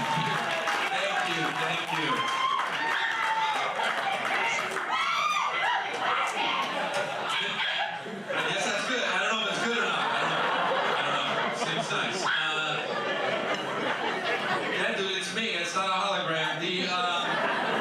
Look, hey, thank you, by the way. You guys are fucking awesome. I appreciate. Okay, I was wrong about the mic. It's just recorded raw, but it's still better. It is. Even that background, that weird brick wall thing that they got at the improv is better than that fake skyline thing that Schaub did. Appreciate you coming out. Give a round of applause for everybody who's seen here. All these dudes are my homies. I love these dudes. And I'm lucky to have them on my show. Dude, you guys, they asked me, they're like, do you want to do the 8 o'clock or the 10 o'clock show? And I was like, dude, I want the motherfuckers with no jobs coming out. Okay, you don't have to wake up for shit tomorrow. Chillville, man. That's your lives. One thing I've got to say is, as I'm liking this, one thing I've got to say that I'm liking, and I always disliked before, I always thought that Chris D'Elia was maybe one of the funniest guys in that little LA comedy scene on podcasts. His mannerisms and his little things that he says were hilarious, especially some of those old episodes of TFATK with him, Will Sasser, and Bryan Callen. You know, they go down in flipping podcast Hall of Fame in terms of episodes. I watch some of them back here and there once a year sometimes just to laugh. They're absolutely incredibly funny. But I always found his stand-up to be so subpar compared to how funny he is on podcasts. Like, really, really bad. And one thing I noticed that he did a lot, he had this weird stage voice. Like, it was really kind of high-pitched, and he'd be all silly and doing these weird mannerisms. Don't get me, he still does weird mannerisms on the show, but it'd be really excessive when he does stand-up. It's good to see him just talking in his normal voice now. I guess since the cancellation, he's had to kind of grow up and stop pretending that he's like a kid caught in an adult's body. You know what I mean? You're an adult. So maybe he's kind of grown up and decided, you know, I'm just going to have my normal speaking voice on stage. He hasn't got this weird, you know, pitch squeaky teen thing going on. Yeah. 10:15 show is going to start late anyway. You guys are fucking here. We're going to be here till 4 a.m. 4 a.m. Fuck yeah. At 2 a.m. you're I think he was serious. Oh, fuck, yeah. I do songs, I do a TED Talk in the middle. I have slides that I show. We go over the Johnny Depp trial. It's fucking, it's amazing, dude.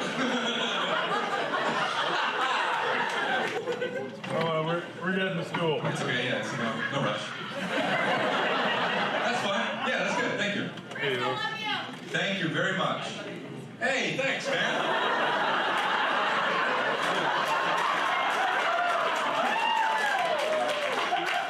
Are you a character in the movie? What the fuck is that? Is this? I thought you worked here until you fucking got real close. What the fuck? Did you just bring this from your house? I'm a stool guy. I bring stools around. Did you hear that? Go to the improv. It's stool guy, the worst fucking superhero. Yeah, I don't know, man. I might have to stop it there, bro. That whole laughing at your own joke thing's a bit weird, but yeah, good to see him back on stage, I guess. I'm not sure. I'm not sure I'll pay for a ticket to watch that stuff, but you know, everyone's got their crowd, everyone's got their community. Good luck to him. Hope it goes well. But yeah, I'm out. I'm out. I'm out.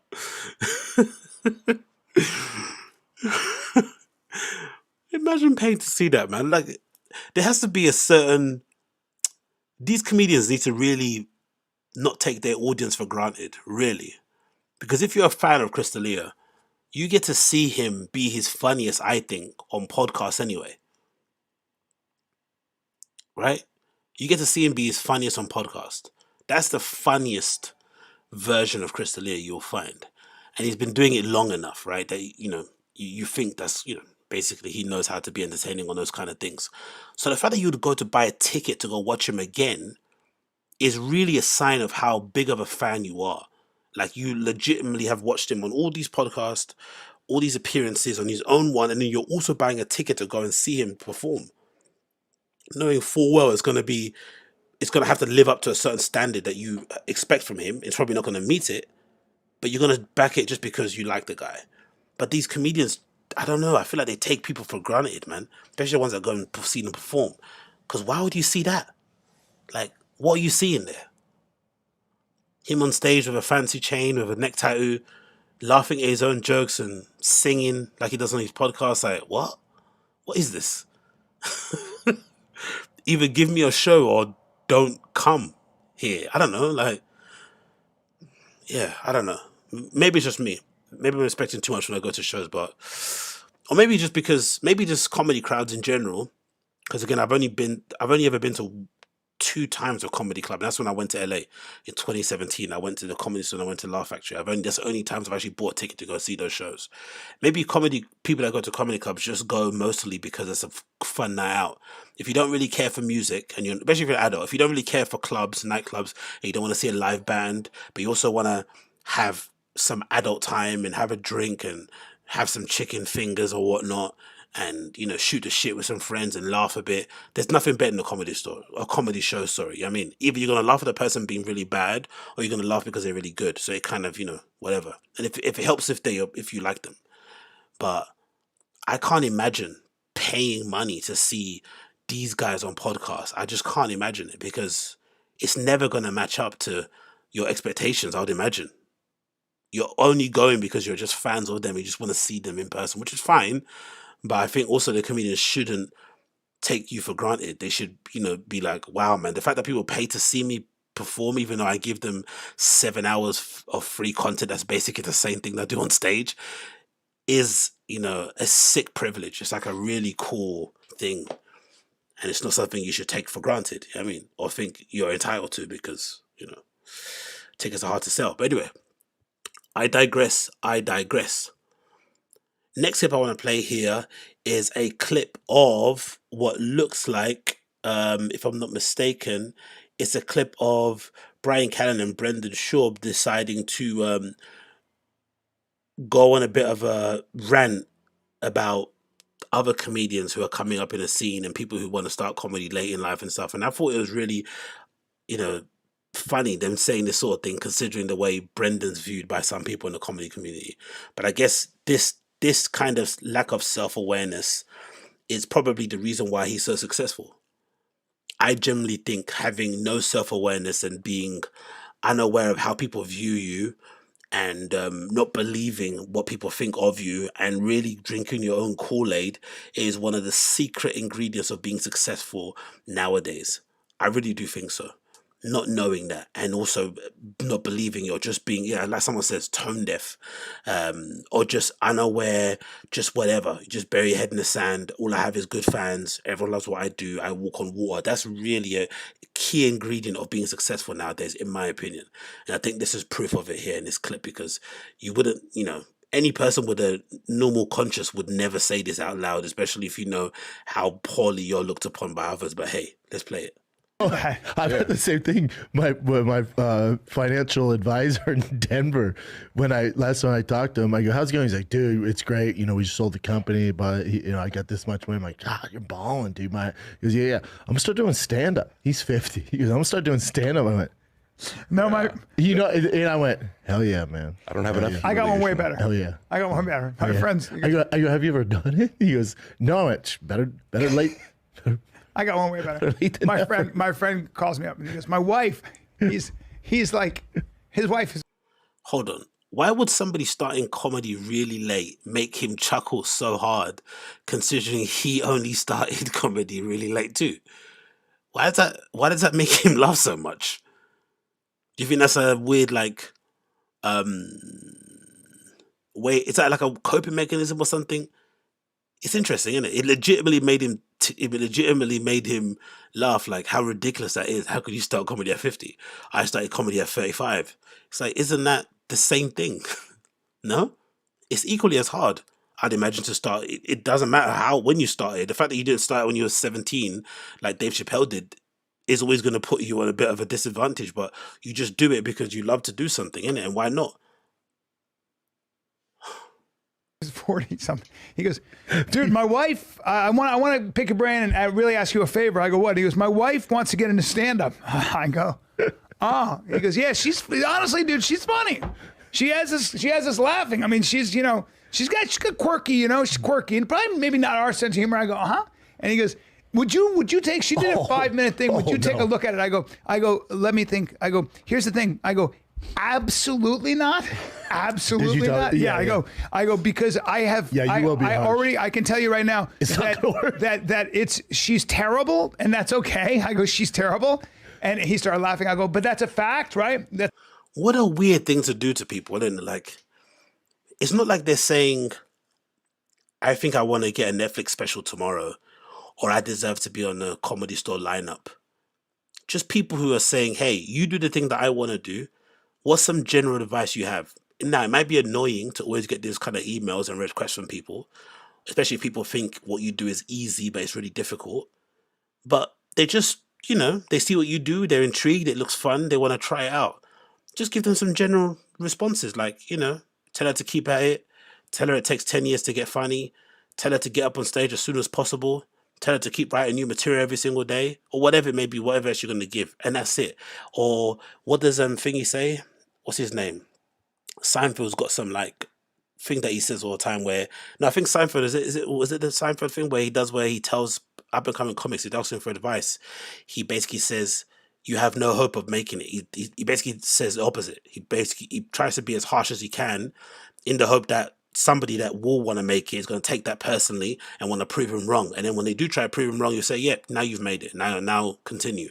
That's kind of his thing that he goes for. But I don't understand this keying and laughing at people who just want to try stuff, especially when the person sat next to him has only got to where he's got to because of the friends that he has. Because if it was purely a talent thing and it was purely a funny thing, which, something that he speaks about a lot in terms of athletics, if it was based purely on performance and your quality of performance and how people view you, why would anybody think you should be where you're at? But you're where you're at because of your, work ethic, your close friends and connections that you have. has basically contributed to being where you're at. But you started also in the mid-30s. What's the difference? And actually, those people, I would imagine the people that are probably messaged him in, they're probably way funnier than he was when he first started. But they maybe just, have more self-conscious. Or, self-conscious? Or they have more stage fright in that kind of regard. Maybe because they don't do podcasts and stuff, so they're just regular guys and girls. And maybe to go from working a desk job to suddenly get on the stage is a bit of a big leap. But if you have a podcast, it doesn't feel that strange to be performing and speaking in front of a microphone, blah, blah, blah. But I just find this reaction to people who just want to give stuff a go really weird, considering how he came into the scene. It's just very bizarre. That's a fact. But I'll tell you what, have her do it for 10 years, but write every day. Yeah. And in 10 years, I would be happy to look at it because it won't make a difference anyway. And maybe she'll be great. Hey, do you ever use openers like local cities? Do you ever use openers? Sometimes. It's hit or miss. It's I'm very not hit going or to say miss. what city, but we had this guy. It's very hit or and miss. You can usually tell, like right when they come in, as you're talking to them, if it's going to go well or not. Yeah. This guy comes in and we're just talking and, he's like just throwing out like these big name references. And I'm like, oh, cool. And he's a little older and, he's like, you're a dad, right? I'm like, yeah, 2 kids. He's like, yeah, I'm a dad too. And I'm like, cool. And then he's talking. I'm like, something seems off. And I go, how long you been doing stand-up? He goes, 8 years. 8 years. Well, I took 5 years off. So, but 8 years total. I went, well, 3. That would be 3. And he goes, well, no. Yeah. On stage 3. I'm like, yeah. Well, 3. He's like, yeah, I guess, but 8. I went, sure, 8. Yeah. Have fun. Have fun. This is my impression from every show. I can tell you what it is. I can tell you what it is. You come back Watch in. this. Crowd is tight. Dude. Am I right? Dude, walk in and you go, just, they're tight, man. They're tight. Every show, they're tight. They're tight. But then you'd watch everyone do really well and then just had no awareness. Like, I don't think it's a crowd, dude. Yeah, you gotta know. It just takes a long fucking time. It's like, and also he's got those fucking sandals on again, innit? Fucking hell, man. If you're gonna wear sandals, just sit properly. Don't sit in this way and then have your sandals and your feet dangling like that in the middle of the screen. Oh my goody gosh, man. No sun on these feet either. You live in LA, but your feet don't look like they catch any sun. Just there, bare, naked in these leather thong Jesus sandals. Respect your audience, man. They tune into this absolute bore fest every single week and you're there planting your foot in their faces. God almighty. I've had young guys say, hey, can you watch me? And, and I always say to them, I go, it doesn't matter if you're like, if I like you, if I don't like you, it doesn't matter. You don't need my approval. Yeah. The audience it helps needs from to be your laughing peers. at you. Well, there you go. That's a good example of that. It doesn't matter. It's flipping Brendan. The only thing I'll say in their defense is this. Maybe them saying what they're saying just goes to show how terrible most comedians are, that they can laugh about how crappy someone else is when Bryan knows clearly the guy sitting next to him is terrible at what he does. Maybe that's what this shows. That maybe in general, most comedians are trash. Really, really bad, especially the ones that perform on like local circuits and stuff, or like residents, or what they think called regulars at local clubs and stuff, and they help out big comics when they come through and do like opening sets for them and stuff. Maybe in general the standard is so bad that they can actually laugh, because there are people out there, even though we don't agree and we don't think that's true, there are people out there who have been doing comedy way longer than Brendan who are probably still worse than him, even now. So maybe that's why. But I just find it very, very strange and very odd to be reacting to people who want to chase their dreams so late in life, considering, one person sitting next to him basically did the same thing. But I guess it is what it is. And then, of course, somebody on the Fighting the Kids subreddit put together a supercut of the same clip featuring some of the diciest moments in Brendan Schaub comedy history, which I thought was absolutely hilarious. Do it for 10 years, but write every day. Yeah. And in 10 years, I would be happy to look at it because it won't make a difference anyway. And maybe she'll be great. My asshole go like this. Fuck, bro. Fuck, bro. Fuck. We're dying down here, Papi. Do you ever use openers in like local cities? Do you ever use openers? Sometimes. It's hit or miss. It's dicey. I'm not going to say what city, but we had this guy. It's very hit or miss. You can usually tell, like, Oh, big up for the super chat from a person called Danger Dave. Big up for the $10. New sub. Thanks for the entertainment the past week. Been worth at least my Netflix bill. Ah, brilliant, man. Thank you, man. Appreciate you. Thank you so much. Right when they come in, as you're talking to them, if it's going to go well or not. I slide my Uggs on, right? I'll have my Air 15 like this. I have my Zero Dark 30 night vision like this. My big dick's right there still. Yeah. This guy comes in and we're just talking, and he's like just throwing out like these big name references. I was in Austin, Texas a few weeks ago visiting my friend Joseph Rogan. And I'm like, oh, cool. And he's a little older, and he's like, you're a dad, right? I'm like, yeah, 2 kids. He's like, yeah, I'm a dad too. And I'm like, cool. And then he's talking. I'm like, something seems off. I go, how long you been doing stand-up? He goes, 8 years. 8 years. Well, I took 5 years off. So, but 8 years total. I went, well, 3. That would be 3. And he goes, well, no. Yeah. On stage 3. I'm like, yeah. Well, 3. He's like, Dicey. yeah, I guess, but 8. I went, sure, 8. Yeah. Have fun. This is my impression from every show. I can tell you what it is. I can tell you what it is. You come back Watch in. this. Crowd is tight. Dude, am I right? Dude, walk in and go, they're tight, man. They're tight. They're tight. Every show, they're tight. They're tight. But then you'd watch everyone do really well and then just had no awareness. Like, I don't think it's the crowd, dude. You gotta know. Mexican cookie, what are you talking about? It's like a chocolate chip with salsa all over it? What are you talking about? Yeah. The audience it helps needs to from be your laughing peers. at you.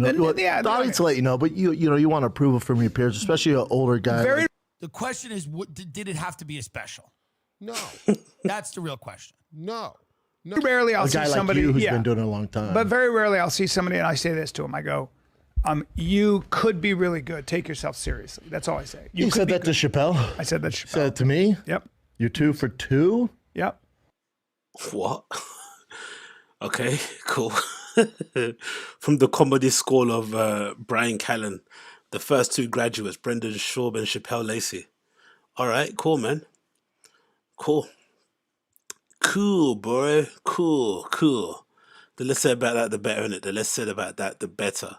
But let's move on from that one and check out, actually, now that I shared that clip with you, should we maybe check out the clip? Yeah, let's check out Tim Dillon. Tim Dillon had Louis J. What's his fucking name again? Louis J. Gomez, right? Is it Louis J? Yeah, Louis J. Gomez on his show. And they spoke a little bit about the Gringo Papi. They put a clip up on his channel, which is hilarious, I find, considering, the fact that Brendan was basically untouchable before the Gringo Papi came out. No one wanted to speak about the elephant in the room because of obviously his connection with Joe Rogan and the fact that he was one of the most frequented guests on there. He was always at the Comedy Store and people were just really scared because they didn't want to get flipping their neck cranked the way Chin did, or just in general they were scared of Rogan, whatever it may be.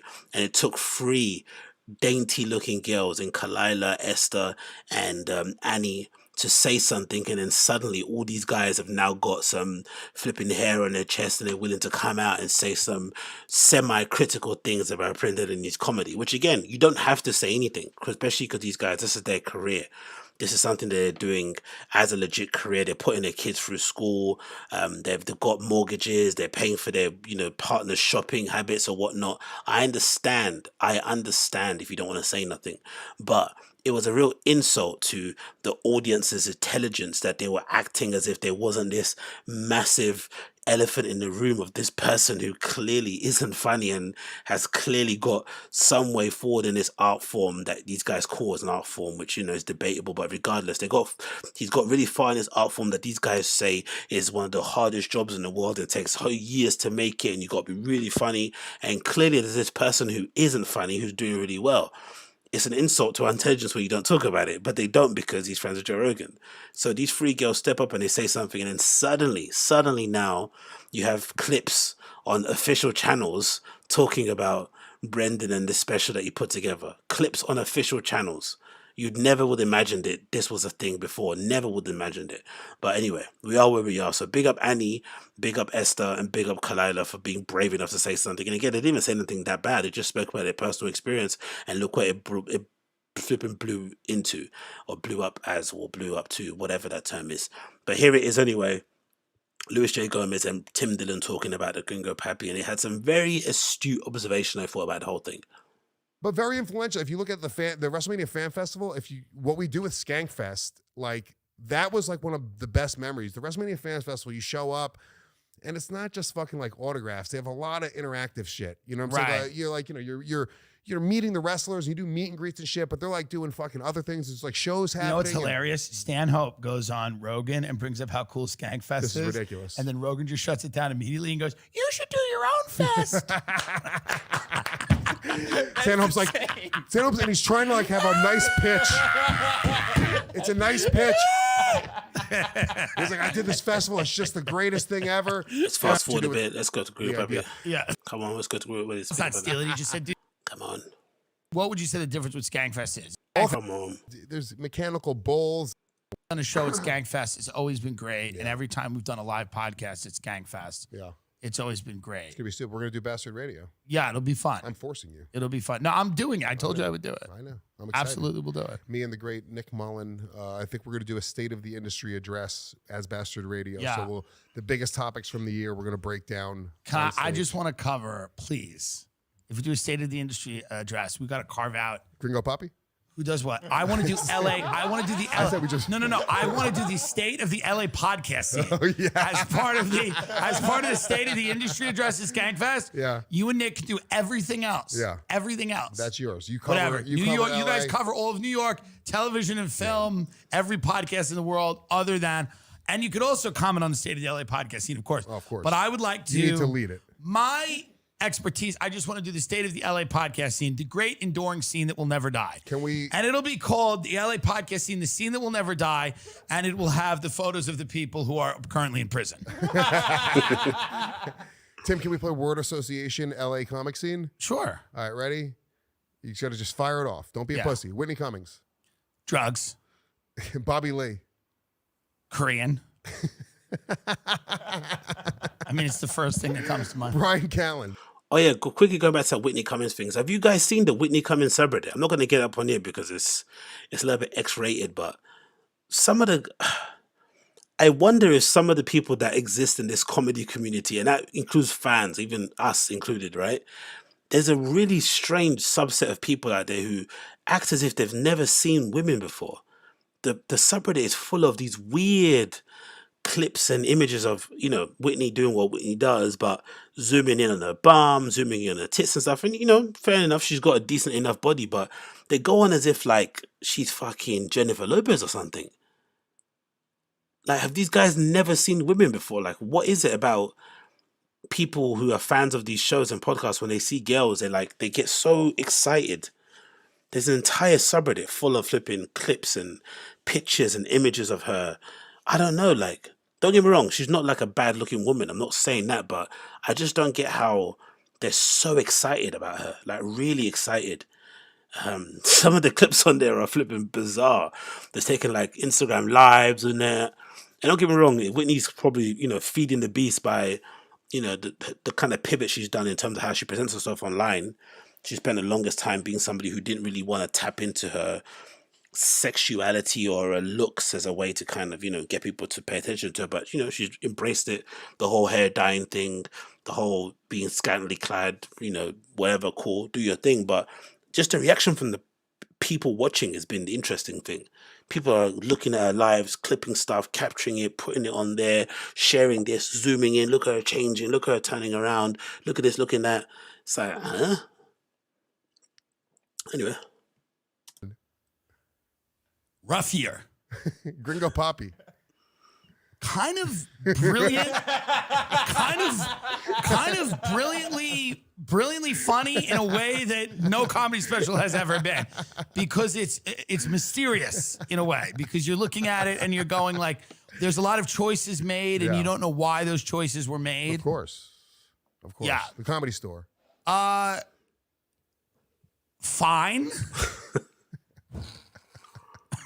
That's it. I can't name another word. I mean, it's funny, isn't it? They're saying these kind of things. You remember back in the day when they were talking about how great the fucking Comedy Store was and they wouldn't fucking shut up about it? Probably the same way that I don't shut up about fucking Berghain in Berlin. They'll be talking about it all the time. And now Joe Rogan's left and he's not there anymore. He's in Austin. Suddenly, people are allowed to actually say what they actually think about the Comedy Store. it must be so lame in it to be in the industry like that, where you feel like you can't say something because of the people that are associated with it. And again, it's not coming from a fake place. I'm pretty sure this is real, especially considering how Bobby reacted and how everyone was, acting towards him. It's definitely a thing. If you say the wrong thing on a podcast and you make a joke about a person who you're not meant to make a joke about, I could imagine that having some real life consequences for you if you're a comedian in that scene. People, it could get dicey for your career really, really quickly. So maybe you should, keep your thoughts to yourself. But it's just funny how they all let it loose. And again, they have to thank 3 women for the fact that they've now got permission to roast the scene a bit and be a little bit silly and get on people. 3 women. That's, Yeah. Well, here's what's amazing about the Gringo Papi. This is what's truly amazing about it, okay? Yes. You're watching it. And you're in kind of, you're in a little bit of disbelief. Yeah. Because it is, I wonder, and I know he's trying to get good at stand-up, and I respect the hell out of that. The question is, did it have to be a special? No. That's the real question. No. Hold on, what's that? Yeah, No, and I'm not one of these guys. Who said I'm ignoring chat? Martin, no, I'm not ignoring chat. What are you guys saying? What do you ask there? Do you have a Discord? No, I don't have a Discord. But yeah, should I start one? Is that something people want to see? I don't know if people are bothered to me to have a Discord. If you would like me to have one, I don't know, let me see the Y's in the chat if you would like me to set up a Discord, and then you can drop links and stuff in there and stuff. And maybe I can update you on when I'm going to do the show and whatnot and all that other malarkey. Okay, someone's saying I'll join. Why? Okay, cool. I'll set up a Discord then. Cool. No worries. Done. You don't have to ask me twice. I'll set up a Discord for sure. I'll set it up right away. No problem. Someone said no. Like, nope, thank you. Cool. Okay. I'll set up a Discord and then we can, and then you guys can do your things in there. No worries. I'll do that for sure. I'll do that. I guess what I'll do then, once this show's over, I'll leave it obviously there and I'll put all the timestamps in the description. I'll also put a Discord invite link on the description and also put it as a pinned comment. So if you want to join Discord, it'll be on this clip at the bottom of the comment. So once this gets uploaded and stuff, you'll see, once the video that I'm recording right now gets uploaded to my channel, you'll see an invite link on the comment section that you can click on and do your thing. But yeah, I'll start a Discord. Thank you for the suggestion, Marty. Appreciate it. Guys who hates on Brendan, not like, shitting he's on a him. nice guy, and I know he's trying to be, but the question is, with that particular thing, you go, did that have to be? I said this on Real Life Podcast. He should have friends going, because here's the thing: he is a charming dude, right? Yes. And I think, I don't know at all, but I think there's probably something. He's probably funny. He probably makes his friends laugh, right? Yeah, I think that he's really great at podcasting on that specific show for that audience. Yeah. Which they want MMA. There's an audience of people in America that want what he does, and he does it for them. I am not that audience. Of course. But that's fair. And here's the thing. We all go out. Because I don't care about. Yeah. Everyone stinks at comedy for the first. Some would argue most people are that audience, but that's just a joke. But I would say, actually, can you say a joke and then say it's a joke? That is the opposite of a joke, isn't it? But regardless, we digress.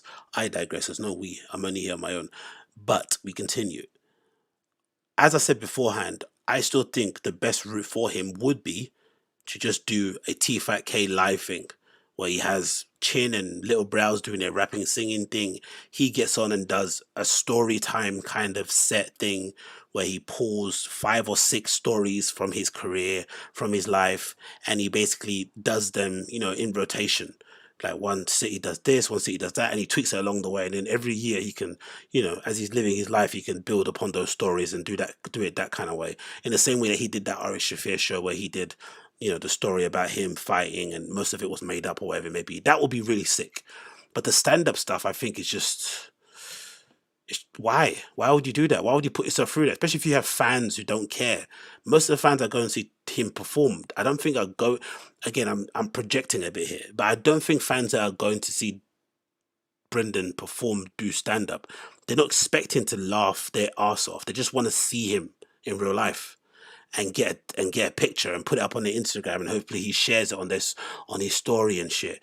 You know, maybe get something signed, maybe say an inside joke to him, maybe say Papa or something. You know what I mean? That's what they want. They just want to see him in person, like, because he's famous and he's somebody that they like and they watch for like many years, and they listen to him all the time. But I don't think they're there to actually laugh. So if that's the case, then just make an entertaining show, make it worth their while, innit? Why not? 5-10 years, 20-30 years. There's a fucking minimum of 5. That's if you get good and start getting shit under 5, that's like fast. It's rare. That's fast. But again, this thing they always talk about, this 5 years, this also, you have to be good at it. This I think is the reason why, maybe another reason why he hasn't really been, successful or as funny as he probably would have hoped in comedy. I think Brendan came into this way too much with an athlete mindset. He probably thought if you just grind enough and you work hard enough, you could be successful. And it's not like that. You have to have some level of ability to build upon. Hard work does matter, but there's no point of having hard work if you're not actually good at what you want to do. And good, again, subjective, but let's be honest, we know when you're good, when you're not good. It's like, we've all tried to sing once before and quickly realize we don't sound like Luther Vandross and just quit it and decide to get a real job. Happens all the time. Same thing happened with comedy. You do a stage show and then you watch a couple specials and realize, oh shit, I can't be as funny as that guy. Maybe I could be funny in my own way, but that kind of way of funny isn't for me. And then you just tweak, or you decide to do something else. And again, the podcasting thing isn't bad. What's bad about doing a live podcast? It's not, people do it all the time. I don't understand, but again, that would take self-reflection. That would take being honest with yourself, and maybe he's just not something he wants to do now, which is fine. Oh, one of the Michael only people Che, like, who's my best friend, and he's Pete one Davidson. of the people. You're talking about guys that they got it's rare, very rare. Yeah, very rare, and you see it, and you're like, God damn, dude, those guys got good, and they got good fast, and they started getting things. I was pretty. Aaron A. Travis Brown punched out every funny brain cell out of Brendan's face. Some of the people here that get at him for that Travis Brown fight are so hard. I still think that's probably one of the best career moves he ever did, man. Being able to go into a flipping octagon in your underwear and face other men with punches and knees and kicks and elbows takes a lot of bravery, man. That's not something I'm going to laugh about when it comes to Brendan. I don't care how it ended and how memeable some of his fights were with the whole grasping for air. The fact that he fought anyway, regardless, is flipping commendable. Especially at the time that he was fighting. Some savages in the heavyweight. There's some savages now, but God damn it, the gap between like the top 5 and the top 15 was big. I mean, now this is probably closer. So, if you're shit, you're probably not going to meet Francis. I mean, but back then, you could face a pretty decent person pretty quickly because outside the top 10, everyone was pretty shitty. So the fact that he was around for that long is good enough anyway. I mean, one of the biggest sporting organizations, the premier MMA organization in the UFC. He had a good run. It didn't end the way he wanted to end. Like, credit to him, but I don't think that's worth laughing. But I understand. People love to meme on it, but I don't know, man. I think of the thought of getting into an octagon with another dude and fighting. Oof. God almighty. Rare. I got pretty good pretty quickly, but again, I didn't really pop until I started doing this. Yeah. Of course. That was what I needed to do. So, but that's the thing. That's like, because stand-up is kind of gay and stupid. When we came up, you didn't stand-up's kind of gay and dumb. Yeah. Let's be honest. Yeah. It's when I watch Brendan do that, it's like I go, here's a big tough guy who I should just see in a Ferrari, and he should be able to rip people's faces off with his catcher mid hands. And I see him running around the stage going, oh. I go, you're gay now. You've become gay. Why are you gay? He was a fucking knight. He was a knight. He was a knight. He's a knight. And now he's a jester. Now he's gay. He's a gay jester. He's a gay man. He's a fully gay man. But that's a funny thing, right? And that's a good point. I think I made this all beforehand where I said, like, maybe the whole reason why he's so going heavy on this comedy thing is because the athletic side of his career never really worked out, the sports side of it, because he obviously always wanted to be my opinion, again, don't know the guy and he can probably argue differently, but my opinion is that he never wanted to be a comedian anyway. I think this whole thing he says about he was always funny and, what's that guy called? He says he's his North Star, Jim Carrey or Adam Sandler or whatever. I think that story is just something fake that he made up to give his story some little bit of spice or whatever it may be. I still think he always wanted to be an NFL player, a professional football player, that didn't work out for him, and that really must have crushed him because, you know, throughout his entire life, he's probably always been big, always been fairly strong, always been fairly good at it.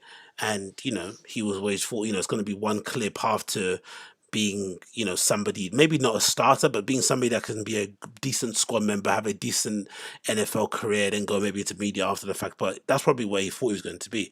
Then it doesn't work out, and you have to kind of figure out something else.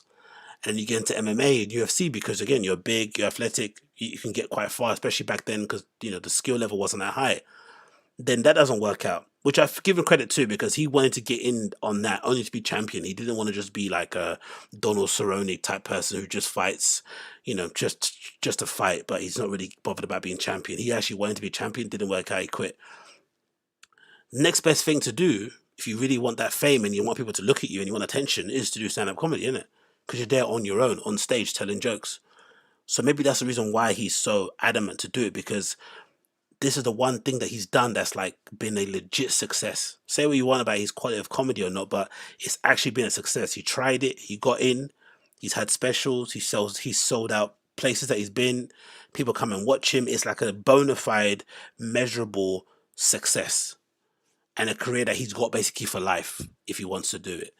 So maybe that is like a real sense of pride and achievement because he did it, because everything else he tried to do hasn't worked out that way. So that's why maybe he's holding onto it so tightly. You know what I mean?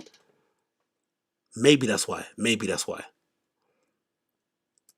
When you watch a Thank you for the compliment, Overlook Kubrick. Appreciate you, bruh.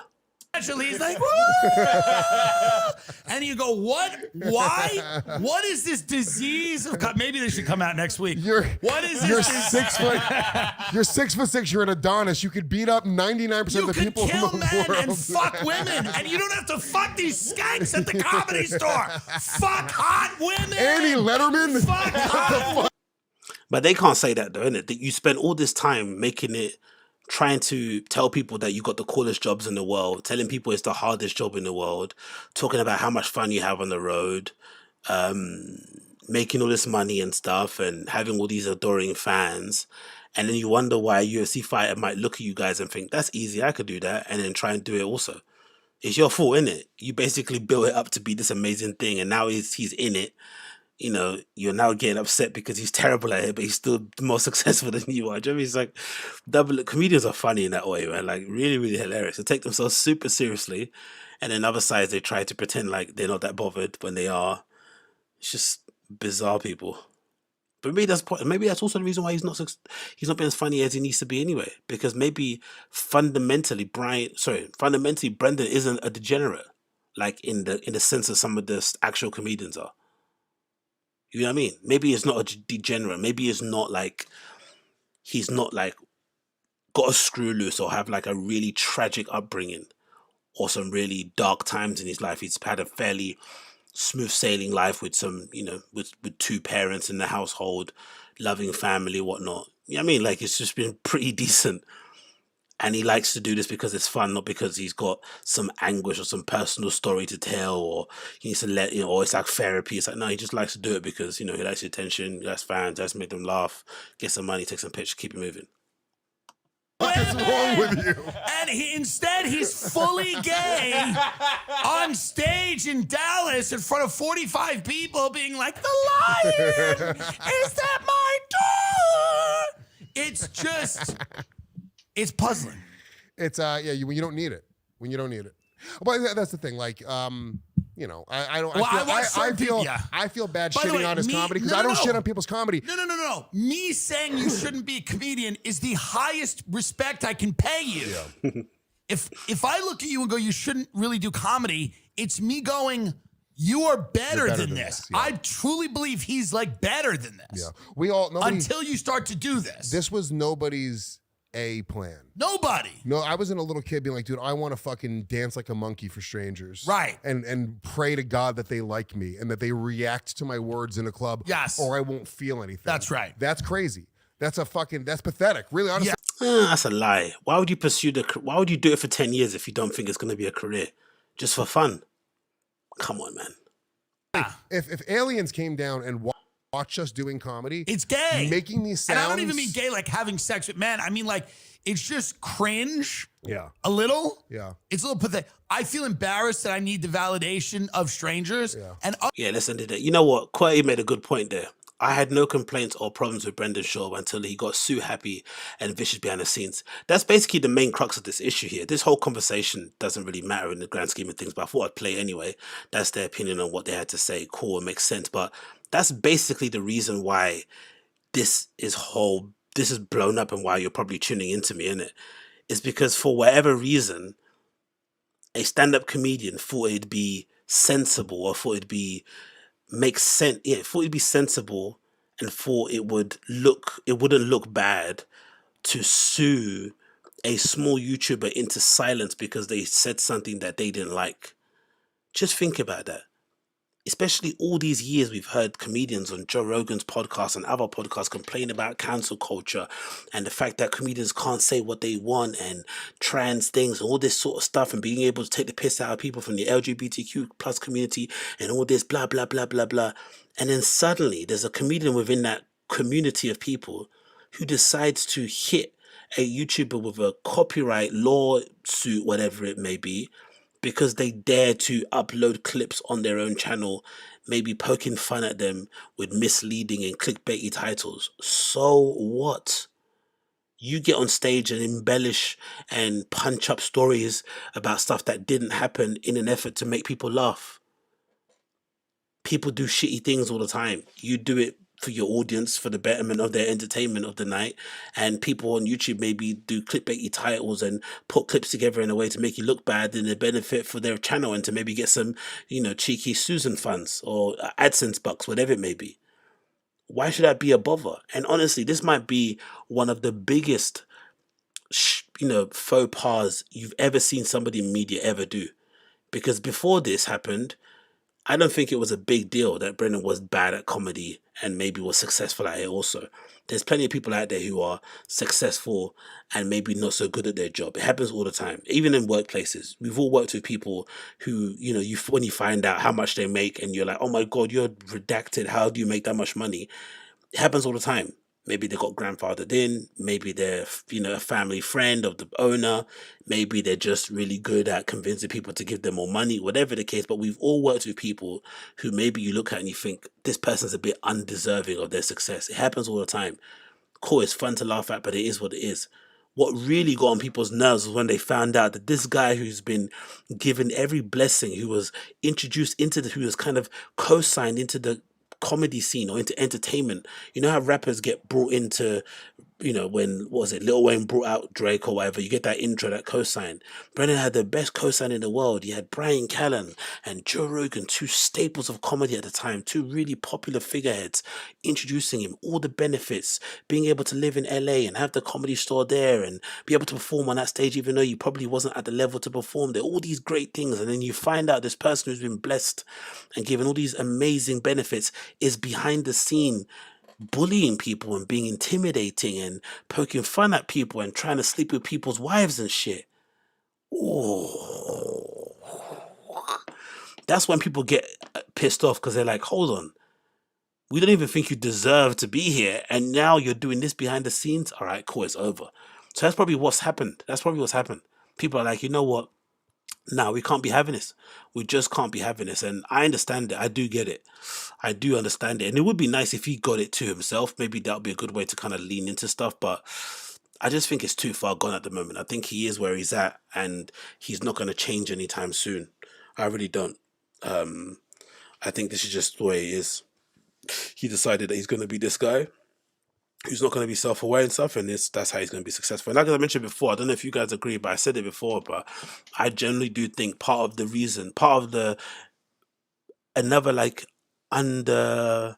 underrated ingredient of being successful in life, especially in media, especially in social media, is to be incredibly lacking in self-awareness, or to just ignore what people say about you that's wrong and just kind of lean into the bad stuff. It honestly is super, super important. It does really help. to kind of bury your head in the sand and just pretend like the other noise doesn't exist and just keep plowing forward, because everyone I've seen do that is like really, really successful.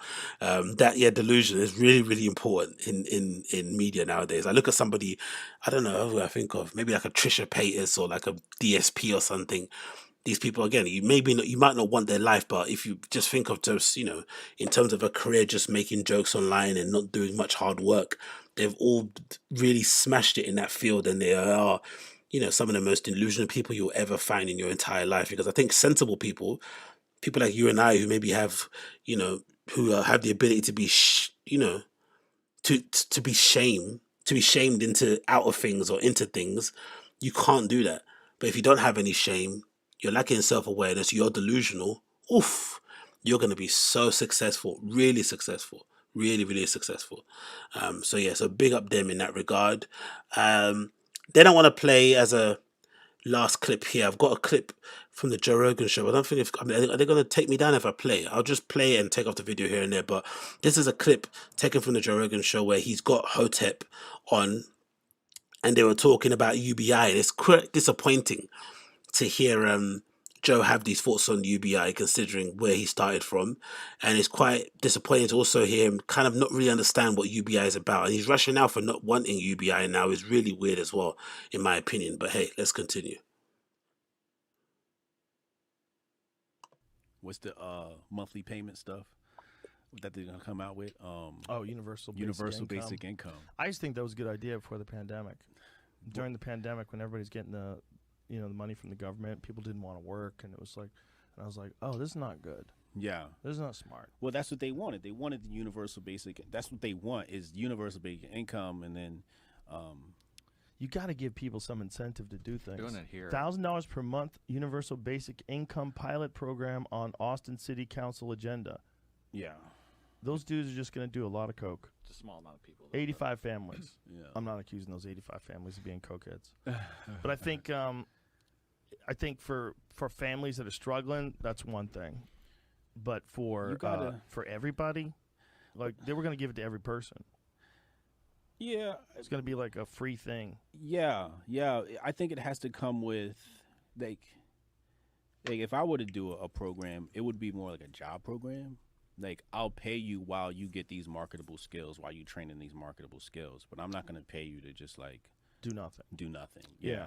There's a certain amount of entitlement that people have today that they just did not have before, where they feel like the government owes them something, regardless of how little or how much they've put into the system. They feel like the government owes them something. So when you say to those people, hey, what do you think about universal basic income? Everybody gets $1,200 a month. They're like, we deserve it. You should fucking give us the money, man. And they start thinking goofy. And then you get inflation. Right.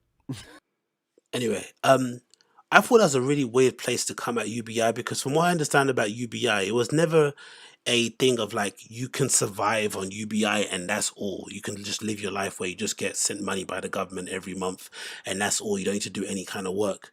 The idea I thought about UBI was to allow people to actually pursue things that they were legitimately interested in, and that would obviously help them to be more useful in society instead of working dead-end jobs that don't really serve any purpose, that you could easily automate to be, more efficient, and to basically allow people to not be in dead-end jobs to become depressed and whatnot.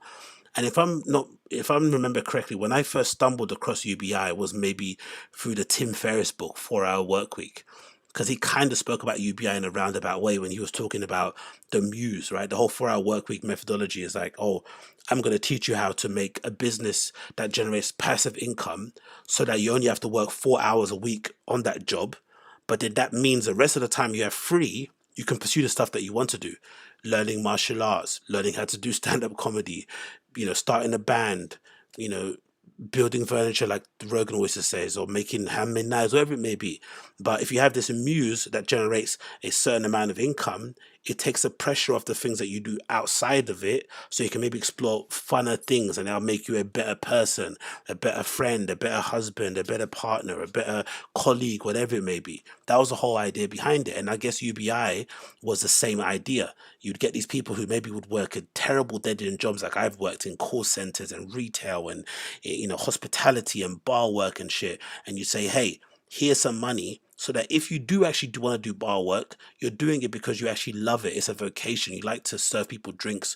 You like to be of service. You like to work in that industry, and you're actually going to be really good at the job, and you're going to take it seriously because you've got $1,000 or $1,200 coming into your account all the time. So anything you make on top of that is going to be helping your bottom line, but it's not something you're going to depend on. You're going to be there starving for tips and making sure that you're working, your butt off just to get flipping $800 a week, a month, or whatever. That's the whole idea behind it. It wasn't just to sit at home and get some money. But then I also think it's strange because didn't flipping on it get PPP loans or whatever it may be during the pandemic, right? To support wage, whatever, right? During that, I'm pretty sure they did. They're one of the companies that were seen to get loans. So it's okay for him to get free money for his companies. But if people in society think, oh, I don't want to work in McDonald's for $5 an hour, I'd rather, have some UBI and then supplement it by working my local coffee shop, suddenly that's a big issue. But if conglomerates and companies and corporations need to take money out or take loans or whatever it may be, or assistance from the government in order to, pay people that are salaried or whatnot, that's okay. So strange. Really, really bizarre. And he's going on as if like the pandemic caused people to be lazy. No, it didn't. The pandemic highlighted, myself included, and it showed people what the priorities were in life. UBI J Santos says universal basic income. The idea is that you give your citizens a stipend, a particular amount of money each month. And the idea is that it would allow them to do other things outside of working dead-end jobs that maybe would make them feel far more fulfilled in life in general.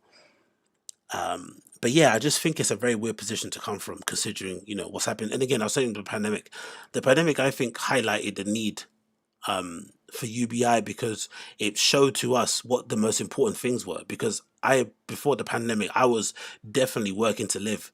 I'll be at work from 9 to 6. I'd be doing some things outside of work. By the time I come back home, I'd have only 3 or 4 hours to do the things I want to do.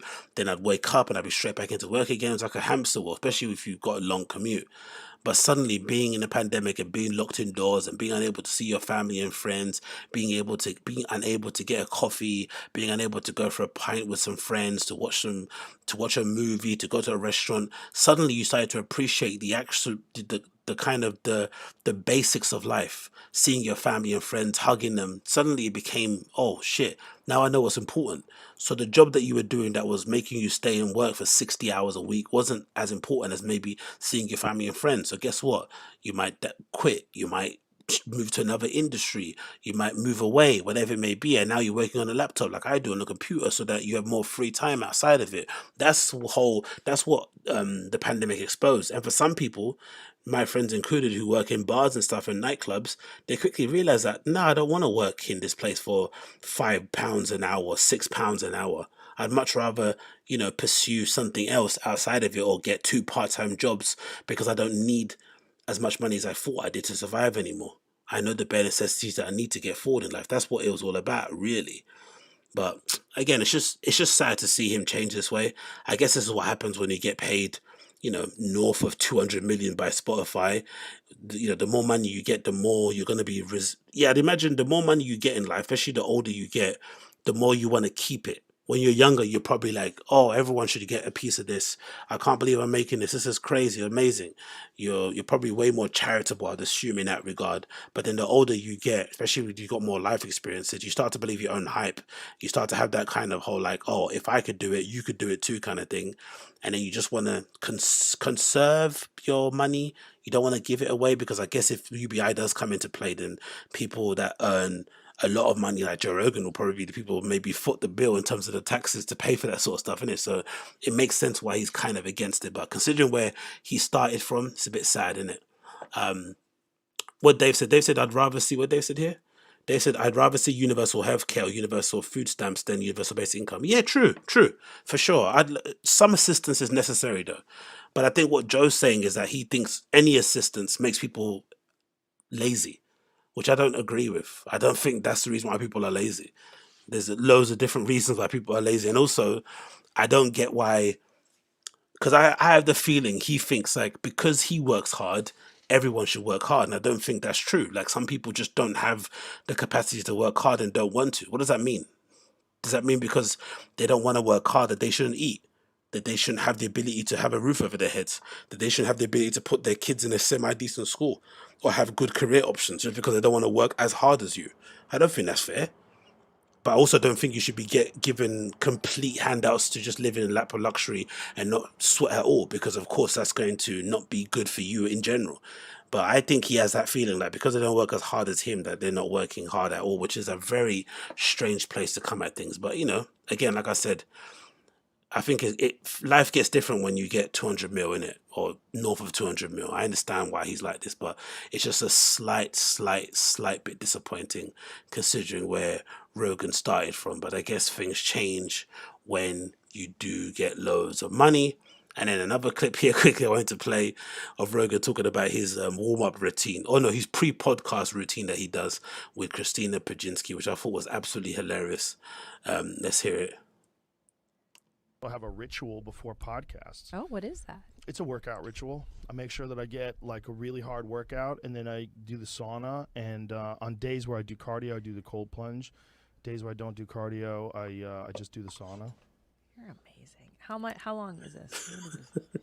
From the time I start to the time I'm done, it's usually about 2.5 hours, including sauna, because depends on what kind of workout I like to do. But if I do like kickboxing, so it's like an hour of the kickboxing, but then it's a solid half hour plus of stretching. You know, have to stretch afterwards, like long term, like heavy stretching to like, because that's the best time when you're exhausted to loosen everything up. And then it's the sauna cold plunge back and forth, which is like 45 minutes, maybe even more. I love this. Yeah. And then I come here and I'm just so free. Yeah. I come here, I'm so relaxed. And so relaxed. And it's so much harder than anything else I'll ever have to do in life. What is? The sauna and the cold plunge and the workouts. Yeah. They're so hard that when I get in here, like complicated subjects and, you know, whether or not people are going to be angry about your positions on things, or that doesn't mean anything to me. Big up the super chat quickly before I continue from Outer Ring Underground for $5. Thank you so much. Appreciate you. The super chat is as follows: low-level jobs, truck driving, factory work, etc. will be replaced by technology.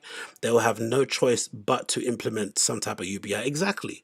Look at that Tesla. Look at that Tesla semi truck that's now available for pre-order. It's, you know, some years after the fact, and it's probably going to take a while for it to be actually adopted. But let's imagine a scenario or a life where maybe they're not electric, and maybe these self-driving trucks are actually just, you know, normal petrol, diesel trucks, whatever it may be. That's going to really affect the trucking industry in a major way. Major way. And if that's adopted across the board, it's a complete game changer. Where are those people going to go? They're not suddenly going to learn how to code. Do you know what I mean? You're going to need to help them out some way. But hey, what do I know? This clip here of Rogan talking about his workout routine is hilarious. I find it interesting. Again, I'm a fan of him. I love the guy. I've been listening to him from the early 400s. I just find it hilarious how he like stunts and brags and shows off his workout routine to other comedians when he knows, you know, deep down that, you know, he's the only, you know, it's an industry full of degenerates and people who are, you know, closeted who are undercover drug addicts and alcoholics, people who are on the fringes of society, people who probably haven't run for a train, let alone run recreationally. And he's bragging that he works out and does cold plunge, all this sort of stuff. Yeah, it is, because you're a freak, isn't it? No one else does that because this industry is not really made for people to take, you know, that good care of themselves, because it promotes, you know, self-indulgence and all that kind of stuff. But he really thinks he's like impressive because he's fitter than everybody else in the industry. He's like, yeah, because, you know, you're a comedian. Most comedians don't have six packs, you know what I mean? Because it's fucking stand-up comedy. But I also love the fact that he kind of willingly talks about how awesome he is in the hope that people will be like, wow, amazing, like, you know, Christina did. Like, he actually doesn't mind doing it. And I've always found it very difficult to do that sort of stuff, to talk really glowingly about myself. Or if people ask me, what do you do? Do you know what I mean? I always kind of underplay myself. Like, I'll be like, oh yeah, I just do this. I do a bit of that. Just do this to keep the lights on. You know what I mean? I never really divulge stuff or, you know, offer more information than what's being asked of me, all that kind of stuff. I try to keep things to myself. And it's really not good. You know, you should be a bit more open and out there with your thing, because you never know who you're talking to who might be able to help you out in certain things. I think I learned that lesson when I went to New York for the first time. I remember bumping into guys in bars and stuff and around the scene and stuff, and people were really quick to like give you their little 5-second pitch about who they are, what they're doing, what project they're working on. I remember walking away thinking, wow, I need to do some of that, but maybe it's a Britishness in me, you know what I mean, in terms of being a little bit understated and not being so braggadocious or whatnot, or, you know, self-congratulatory, whatever that word is. I can't even say it now. But yeah, it's just interesting that he's really, really, really down to share those things with himself. But hey, what can we do? What can we do? I think this might be the end of the show, actually. I don't think there's anything more I need to talk about. Let me quickly double check it. What are you guys saying in the chat? What you gonna say in the chat? Professor Tor Prime said it's not addressing the problem of people not getting paid. Okay, we're still talking about UBI. Okay, it's good to see this generate a good debate from you guys in there. Aaron says he's living with the life of he's living the life. Hold on, Aaron A says he's living the life of a rich stay-at-home wife. What that does intense yoga 5 times a week. He should work out every day. He's set for life with the money. Yeah, true. Robert Perez says Joe is in Austin. Is a bunch of their agent provocateurs, journalists, vaccine, call. My Moose says I live in Alabama and I'm surrounded by people that stormed the Capitol by a raised liberal, so I teeter back and forth from issue to issue and independent. True. That's how I think most people should be. Most people should be true independents and vote based on their personal politics or things that they want best served for them in their local community. I think being hardcore right, hardcore left is just weird anyway. Especially considering how complex some of these laws that they pass are. You know what I mean? Maybe something that you want is being represented by someone Republican. Maybe something you want is... I mean, you should be flexible in that way. But I guess because everyone's so ideologically possessed, it's natural that people will be a little bit... what's that word called? People would be so team-based on a lot of this stuff. What people saying, Joe's 5'1" in heels. Back to said it's unseemly. AZ, good show, old chap. Thank you very much. Appreciate you. Great show. Keep it up. Thank you. Good now. I just moved to Austin. Yeah, sure. Thank you. Good response to everybody. So I'm happy you guys were enjoying the show. As per usual, I'll add the timestamps on when I finish, so you'll be able to scan through and see the things that you wanted to see and not see. So thank you again, once again. I might see you guys again on Saturday, maybe Saturday I'll do another live show. I'm not too sure, depending on what happens with me during the day, but maybe another one on Saturday night. If not, and this is the last time I see you, hopefully you guys have a good up and coming weekend and whatnot. If it's your first time checking out the show on the live stream, please make sure that you smash the like button for me. That'd be much appreciated. And if you enjoyed what you heard or what you saw and you want to come back another time, why not give me a little subscribe there and smash that. If you also want to subscribe to the Patreon and see that sort of stuff, do that also. You can also free to check out my podcast that I do called The Agostino Zinga Show, which is this I have available here on the screen. You can check out my podcast. It's available everywhere podcasts are hosted. I do that, 3 or 4 times a week. And then, of course, I've got the Patreon also that I'm running called patreon.com/Agostino. And you can find that also where I do the bonus episode of the show. And you can see all that good stuff on my Patreon there. Let me get the link available. Bear with me 1 second whilst the page loads, as per usual. Things always take longer with me. Oh, wow, I've got 31 patrons now. Flipping amazing. Thank you for everyone supporting the Patreon. That's flipping sick to see. I had flipping 16 for the longest time, so good to see people supporting the Patreon. So I've got bonus episodes available on there too. So if you want to check out my Patreon page, please do that at patreon.com/Agostino. The link is in the show notes. This is the Patreon page that I have. Whoops. There, right, actually a bonus. Starts from $1, equivalent to £1. It goes up. And of course I post, some content here behind a paywall if you want to check out. So check that out also. But support on here, just liking, subscribing is always appreciated. So thank you so much. And as per usual, I'll see you guys again very soon. Thank you for tuning in. It's been a pleasure. It's been a pleasure. It's been a pleasure. And of course, there's no better way to end this show than there's no better way to end this show than the way we started it. So we're gonna outro it with another rendition of the Trugg Walk song. So enjoy it. Enjoy it.